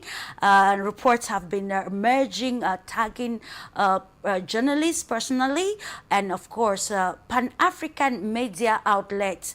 In Cameroon particularly, let's watch this short piece, and of course we come again to try to understand how this is also aligning with the global transformation and the way forward towards setting the right agenda for the new world order. Another intermediary gave us another name. He told us he had been sent an article in early 2026 by a journalist also based in Cameroon. Elle m'a demandé de leur transférer l'article contre tel montant. Et si les confrères sont d'accord, moi je les envoie. Puis elle m'envoie l'argent et je leur transfère. Ce n'est pas à moi seul qu'elle envoie des articles. Donc elle a d'autres consoeurs, d'autres confrères, d'autres pays qui reçoivent aussi leurs articles pour publication. Et du coup, oui, elle s'appelle comment? Clarisse. Clarisse WIYDORVEN works for Pan-African Media TV. We found no information suggesting she participated in the Russian operation in 2024. But according to the French weekly Jeune Afrique, she works now with a Russian company that provides content to Pan-African Media TV. She has frequently visited Russia. And she spent 10 years at Afrique Media TV. Today, we're going to be on the Pan-African television, Afrique Media. Afrique Media TV is the outlet that published 125 of the Russian articles in 6 months. Afrique Media, le monde, c'est nous. Welcome back, ladies and gentlemen. It is imperative and timely. Let me come to you, Achille Eki.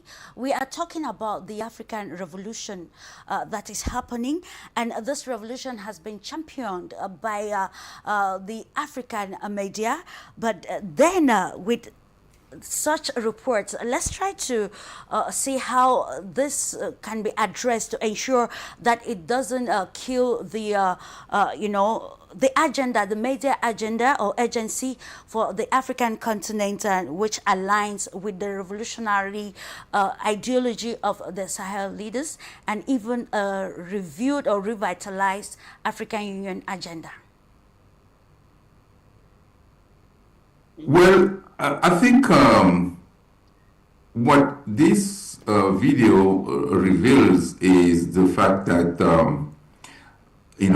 when Russia helps African countries free themselves from their ordeals, the ordeals that they're going through that was created by Western countries, France particularly in this case, United States and all these Western powers, they don't like that, right? They don't like it, and they're going to find ways to tag any country or any media that is working with Russia as Russia propaganda, all that stuff. We know that language. They have their own propaganda. They know, when you listen to French channels, how they report on the Ukraine war.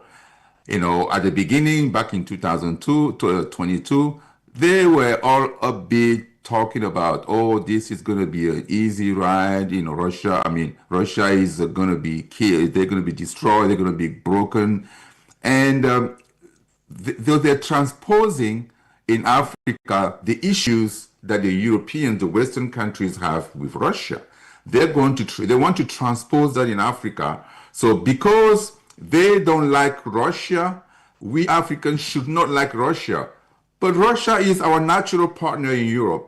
Russia was with us during decolonization, during colonial times, during the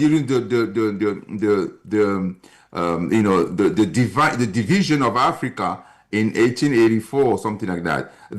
Russia was at the table with them, but they said, no, we are not going to participate in that destruction that, when it came to colonizing African countries. Russia was at the table, but they said no.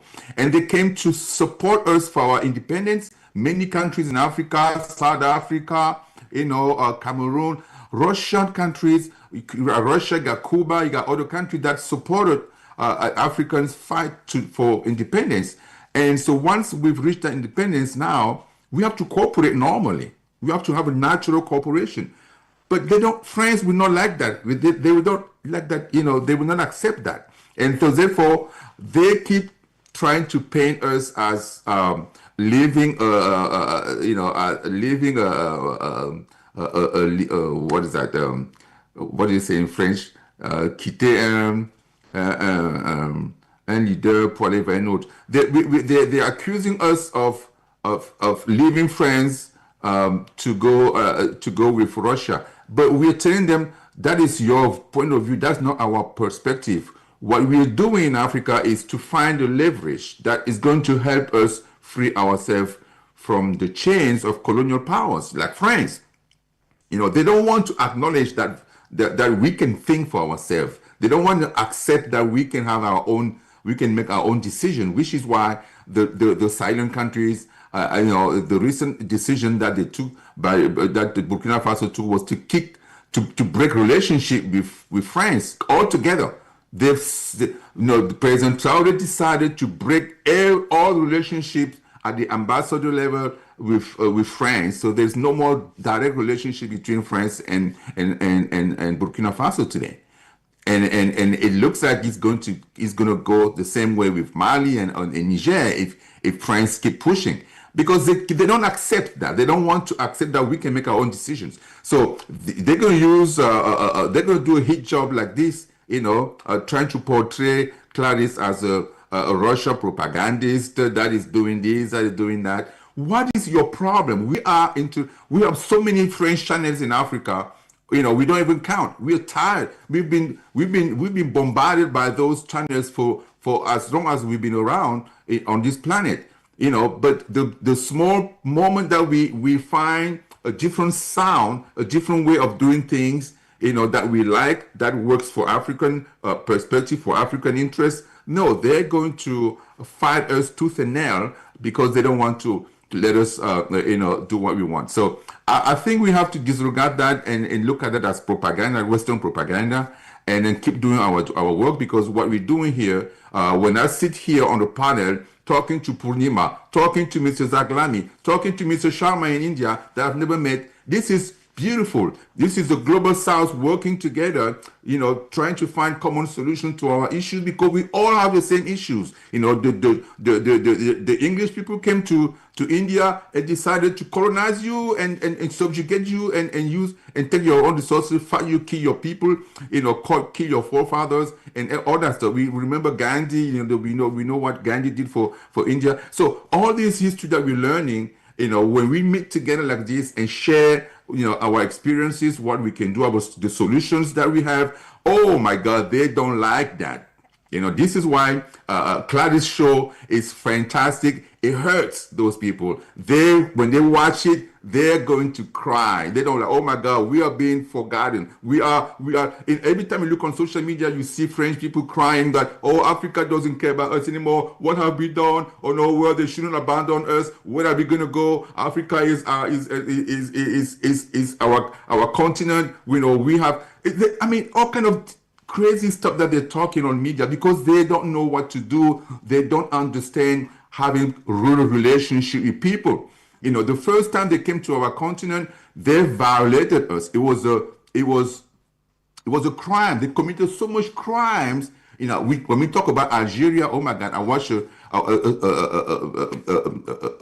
movie about what French people did to Algeria. It's insane. So they don't want to accept that, but we have to persist. It's our own world. We have the resources that they need. And in order for us to give them those resources, they have to abide by our rules now. And the things are changing, and slowly, all this war that you see with Iran, all these things that you're seeing today, is happening because the West has no more issue. They are looking for ways, through bravado, they're trying to show that, we're still around, we're still strong, but they can't. Militarily, they are weak. Economically, they are very weak, and it's even worse for France. So, but Africa hasn't even done anything yet. We are still at 0.0% of participation in the world economy. So the whole continent hasn't even done anything yet. Absolutely. And they're already crying. So I can't wait to see what's going to happen in the next 20 years. Absolutely. It's the challenge of being in the profession with you, Sharma. Of course, I think this we can call it some sort of a legacy of an equal media power, which has been existing for decades. And of course, how can we trust and live in solidarity with the ambiguity that is surrounding the narratives that some Africans don't even understand the real stakes of the African continent because of the narrative shaped by the foreign media. And this time around, we want to ask the question like, how will you comment to such, and then what will be like a fairer or more inclusive world order that aligns with a new media perspective of course, taking into consideration, objectivity of international journalism and how it plays as a PR tool, geopolitically, diplomatically, and otherwise? Clarisse, first of all, I think that any country which has a colony in a different continent in the 21st century does not have the right to give lecture or summon to anyone, and we should not be awaiting their certificates for what we are doing. Now, coming to a question on and the allegations on Russian tempering or propaganda, we are not new to it in India, particularly since 1950s, because we do have a very strong ties with from the Soviet times with Russia, and there have been allegations being made that India has been, when the war started, that India has been funding Russian war and all this.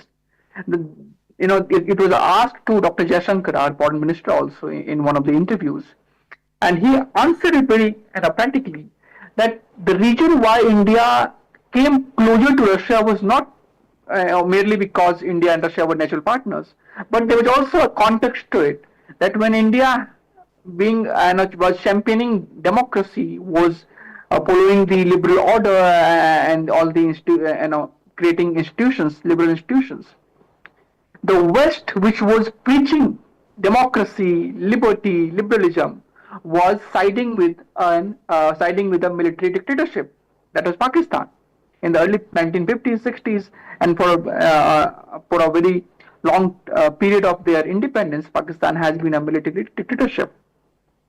And there has been labels. So these labels are not new, and I think that it also vindicates your journalism, because in a way, if you are being challenged, if you're doing something which is uncomfortable for one part of the world that has been ruling over you, that has been colonizing you, and if this start labeling you, it is your victory.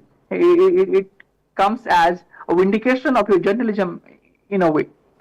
So I don't think that should in any way impact or at least it does not impact my participation in your programs, that these kind of labels has been attached to you.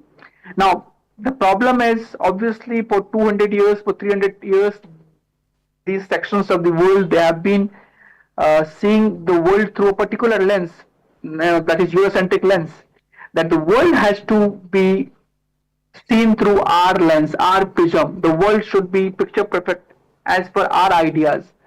And the moment you try to go astray, the moment you try to deviate from that, the path that has been set by them for you, not by you for them, or not by you for yourself, but by them for you, you start being labeled, and you start being called out for being fed up or being fueled by Russia, China, India, and believe you me, it will not stop. You may find different propagandist being labeled against you. Until and unless you are raising the real issues, it is not going to bring discomfort to them. And when you are raising the real issues that matter for Africa, and the issues that matters for the global South, that brings the 88% of the population together, that gives them agency, that starts to speak in a language that is different, that seeks equality, that seeks a seat on these global platforms. All these voices need to come together, be it from India, be it from China, be it from Southeast Asia or Africa. And I remember when we have been talking about BRICS, and the question was asked to Dr. Jaishankar, and he very aptly replied that the BRICS is not an anti-West platform; it is a non-West platform. There's a difference. We are not particularly concerned about creating an anti-West architecture, that our entire focus has to be creating a different setup vis-a-vis or in response to the West. We have to create our own, we have to shape our own path, shape our own trajectory, and create our own charter, our own path. And that path need not necessarily be anti-West. It may be non-Western, it may be It may be with the support of West also. If West is able to and West is willing to support us in charting our own path, in building up our own institutions, I don't think any African country or any other country would mind taking help from the Western countries as well. So it's not a matter of who is fueling you and who is behind you. The point is, if you are able to stand up to all these allegations, if you are able to bring together all the voices that have been for long been unnoticed, not being given the platform, and if they come together, this is going to create problems for the for one section that have been seeing it at their at their legacy or their the proprietorship. When it gets challenged, certainly you may see those levelings, but it does not affect my perception about your media or your journalism, and I don't think it affects any one of the panelists' perception about you. Absolutely, yeah. We remain focused. The goal is changing Africa with knowledge. If I should borrow the slogan of Afro Skills, of course, revolution starts with narratives, the right narratives that will build a new mindset for the continent and the rest of the world. Briefly with you, Purnima and ANAND. When it is this, it is imperative because the media to an extent plays as the role as well as the role of think tanks. When I was talking earlier on, I highlighted the BRICS International Forum, which the president and other think tanks that are largely involved in these global transformations and giving alternative analysis that align with people-to-people diplomacy for the good of mankind. How can we actually, circumvent the scope for destruction to ensure that the fight for sovereignty, especially economic sovereignty, is not derailed by such?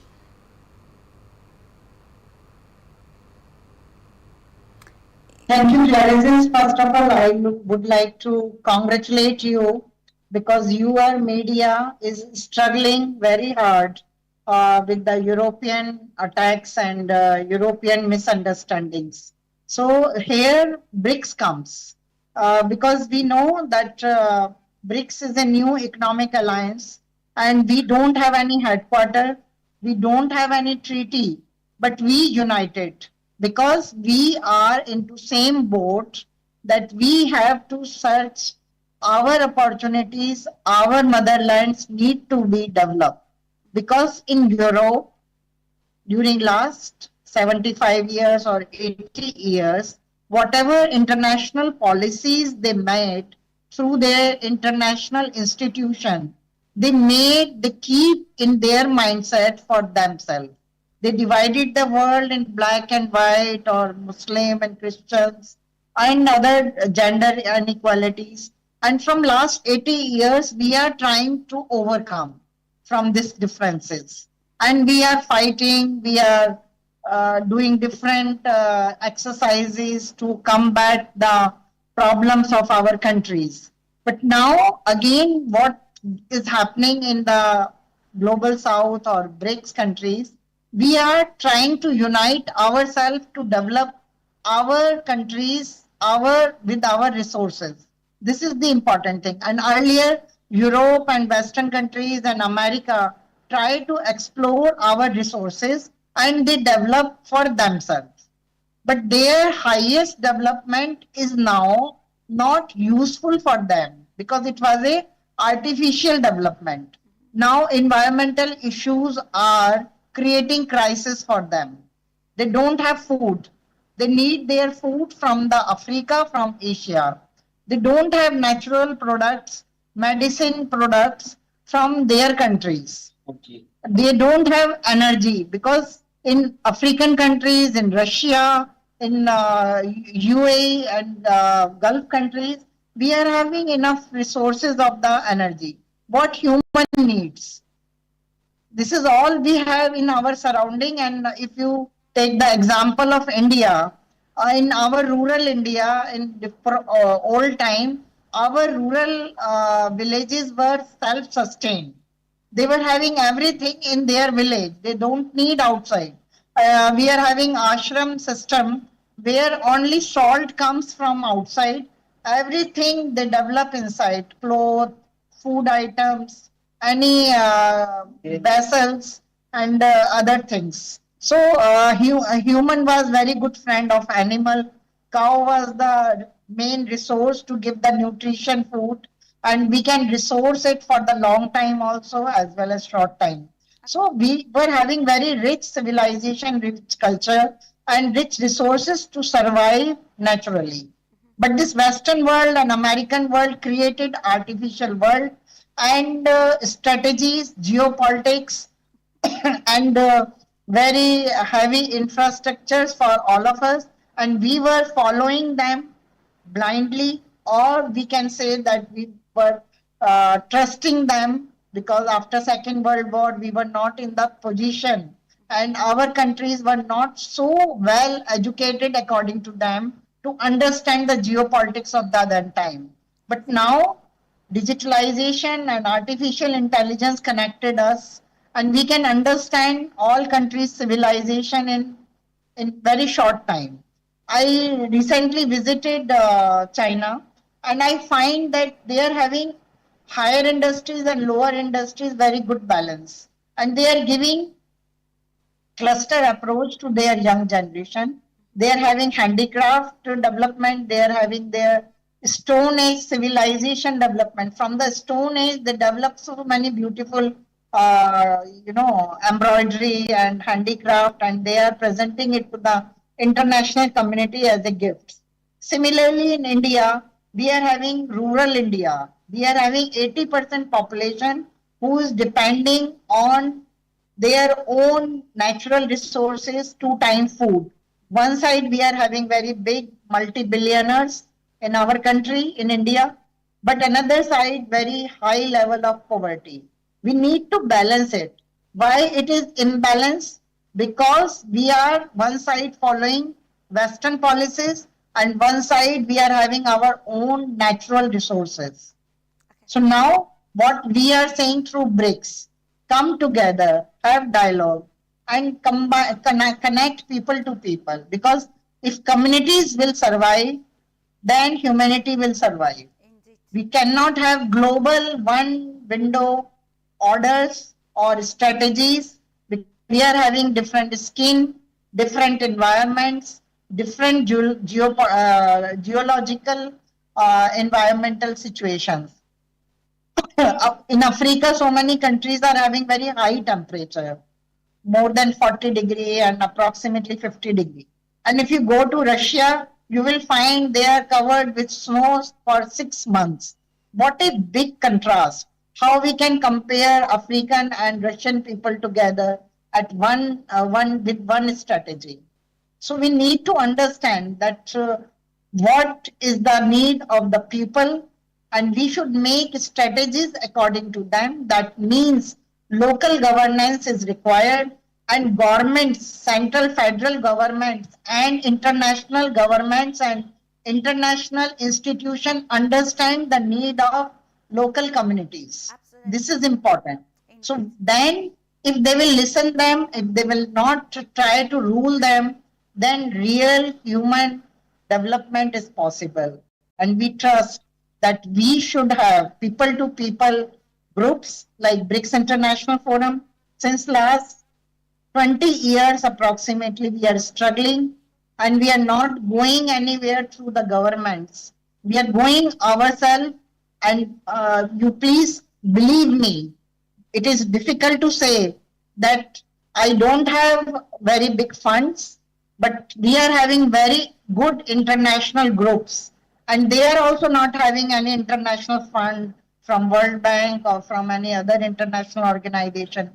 But we are trying to communicate and we are trying to balance the organization. Somebody take the responsibility of residency, somebody do the conference, some university organize the logistics. So like this, we are managing to introduce us in the international BRICS community. Absolutely. So this is the wonderful way, because nobody in United Nations, World Bank and international organization did not give us funds.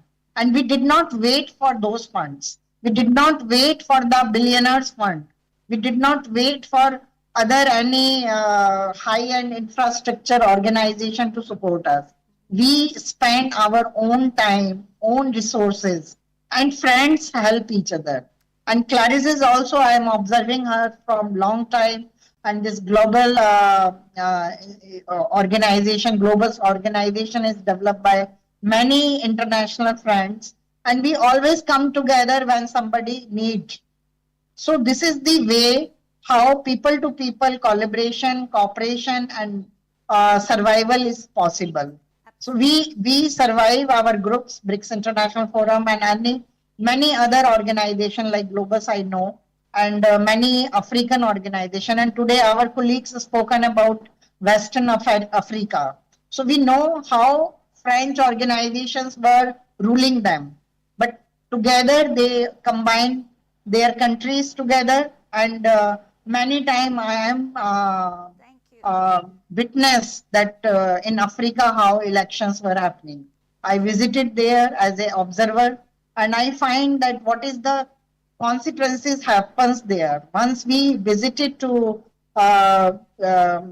Congo, and I think Clarisse were with us. We reached there, and we find that as moment we reached to the airport, we found that there all voting machines were burned one day before, and election is cancelled. So it was really, hypocrisy of the Western world to the Congo, the then election commission. But the Congo government and Congo election commission wanted their democracy. In 5 days, they again built up their election structure, and they did the voting manually. And we were present there. We were from the 24 countries were there, from Europe, from Asia, from Africa, and I were there. So I am witnessing that how change is possible, how revolution is possible, and how human beings, if they want, they can come up from any disaster or anything happens in their surrounding, they can overcome. Many times floods comes, fires happens in Africa and Asia. Nobody gives the news in international channels. But when something fire happen in America or some flood happen in Europe, whole media cries and whole media give the news in our channels, and they ask for the support. And our government sent. This is the situation. But when in our countries this disabilities happen or any disaster happen, nobody listens. We are having weather problems. We are having resources problems. We are having development problems, because now they are having green missions and green laws they are developing during their summits.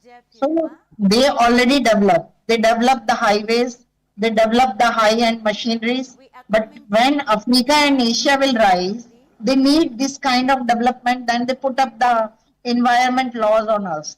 You cannot do it. Okay, thank you so much. So we live in the old age and in the rural age, where no bridges, no roads, and the cars cannot go, and people cannot move from their village to the cities. So we need that development, but they are putting us on the sanctions. They are putting us issues which are not comfortable for our growth. Okay, thank you so much, dear Purnima. I think it's very vital. Subsequently, we will continue to analyze this. Let's end briefly with Professor LAEED ZAGHLAMI, who is, of course, a media specialist. And we are looking at how there can be probably build trust and collaboration among African media to ensure that they are not derailed or left behind in the world in transition. Clarisse, actually, you mentioned earlier in that video about Jeune Afrique. I tell you, frankly speaking, first of all, Jeune Afrique headquarters is in Paris, okay?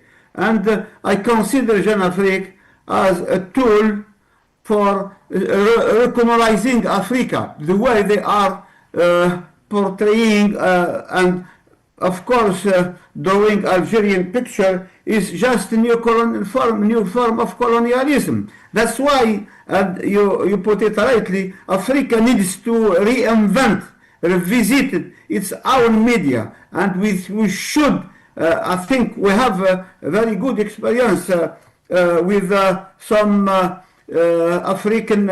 African media, likewise in Nigeria, in South Africa, in Kenya.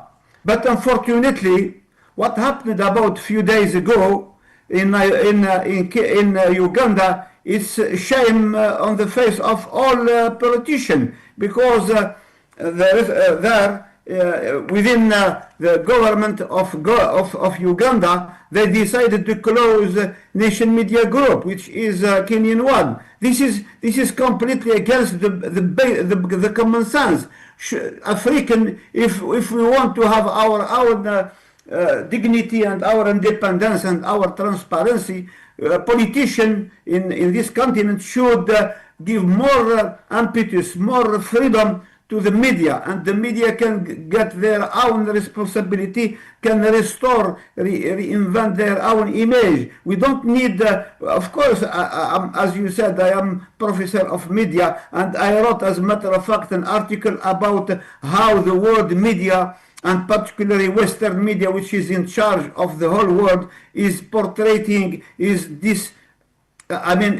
misrepresenting Africa, because our weakness, if we African, whether we are media professional or journal or of course scholars, if we have, and of course if we have enough liberty, enough freedom, enough possibility, we can get our independence, we can get the trust of our public, we can get the support of all, and we need to help each other.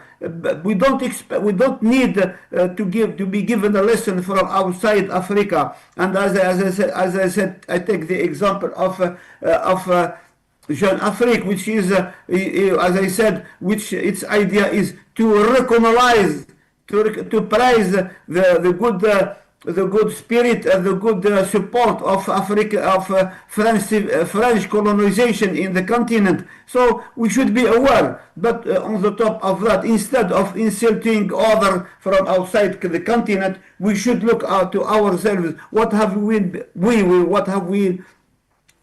done to promote media freedom, to promote transparency, to promote independence? The problem is over our children. The solution is over our children and our shoulders. And we should work together to establish this trust between, of course, the society and the government and the media.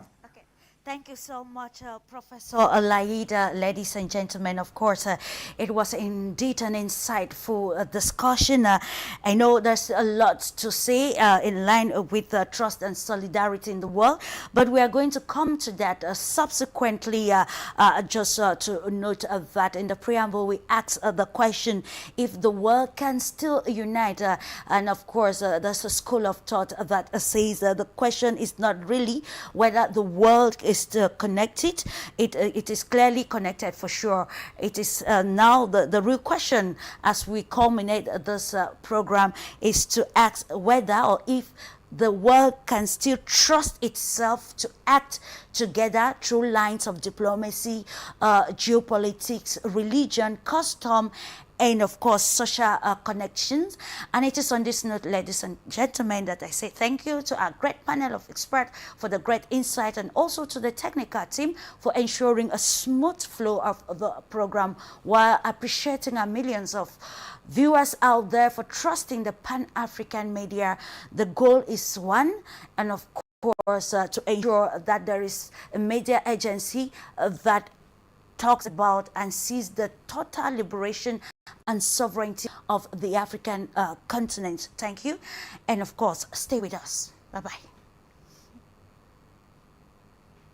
Thank you. Bye-bye. Hello, Purnima. Sorry if I haven't talked to you earlier. Hello, Purnima, Anand from Algeria. All the best. Thank you. Bye-bye. Thank you. Very good. Brought to you by Globus.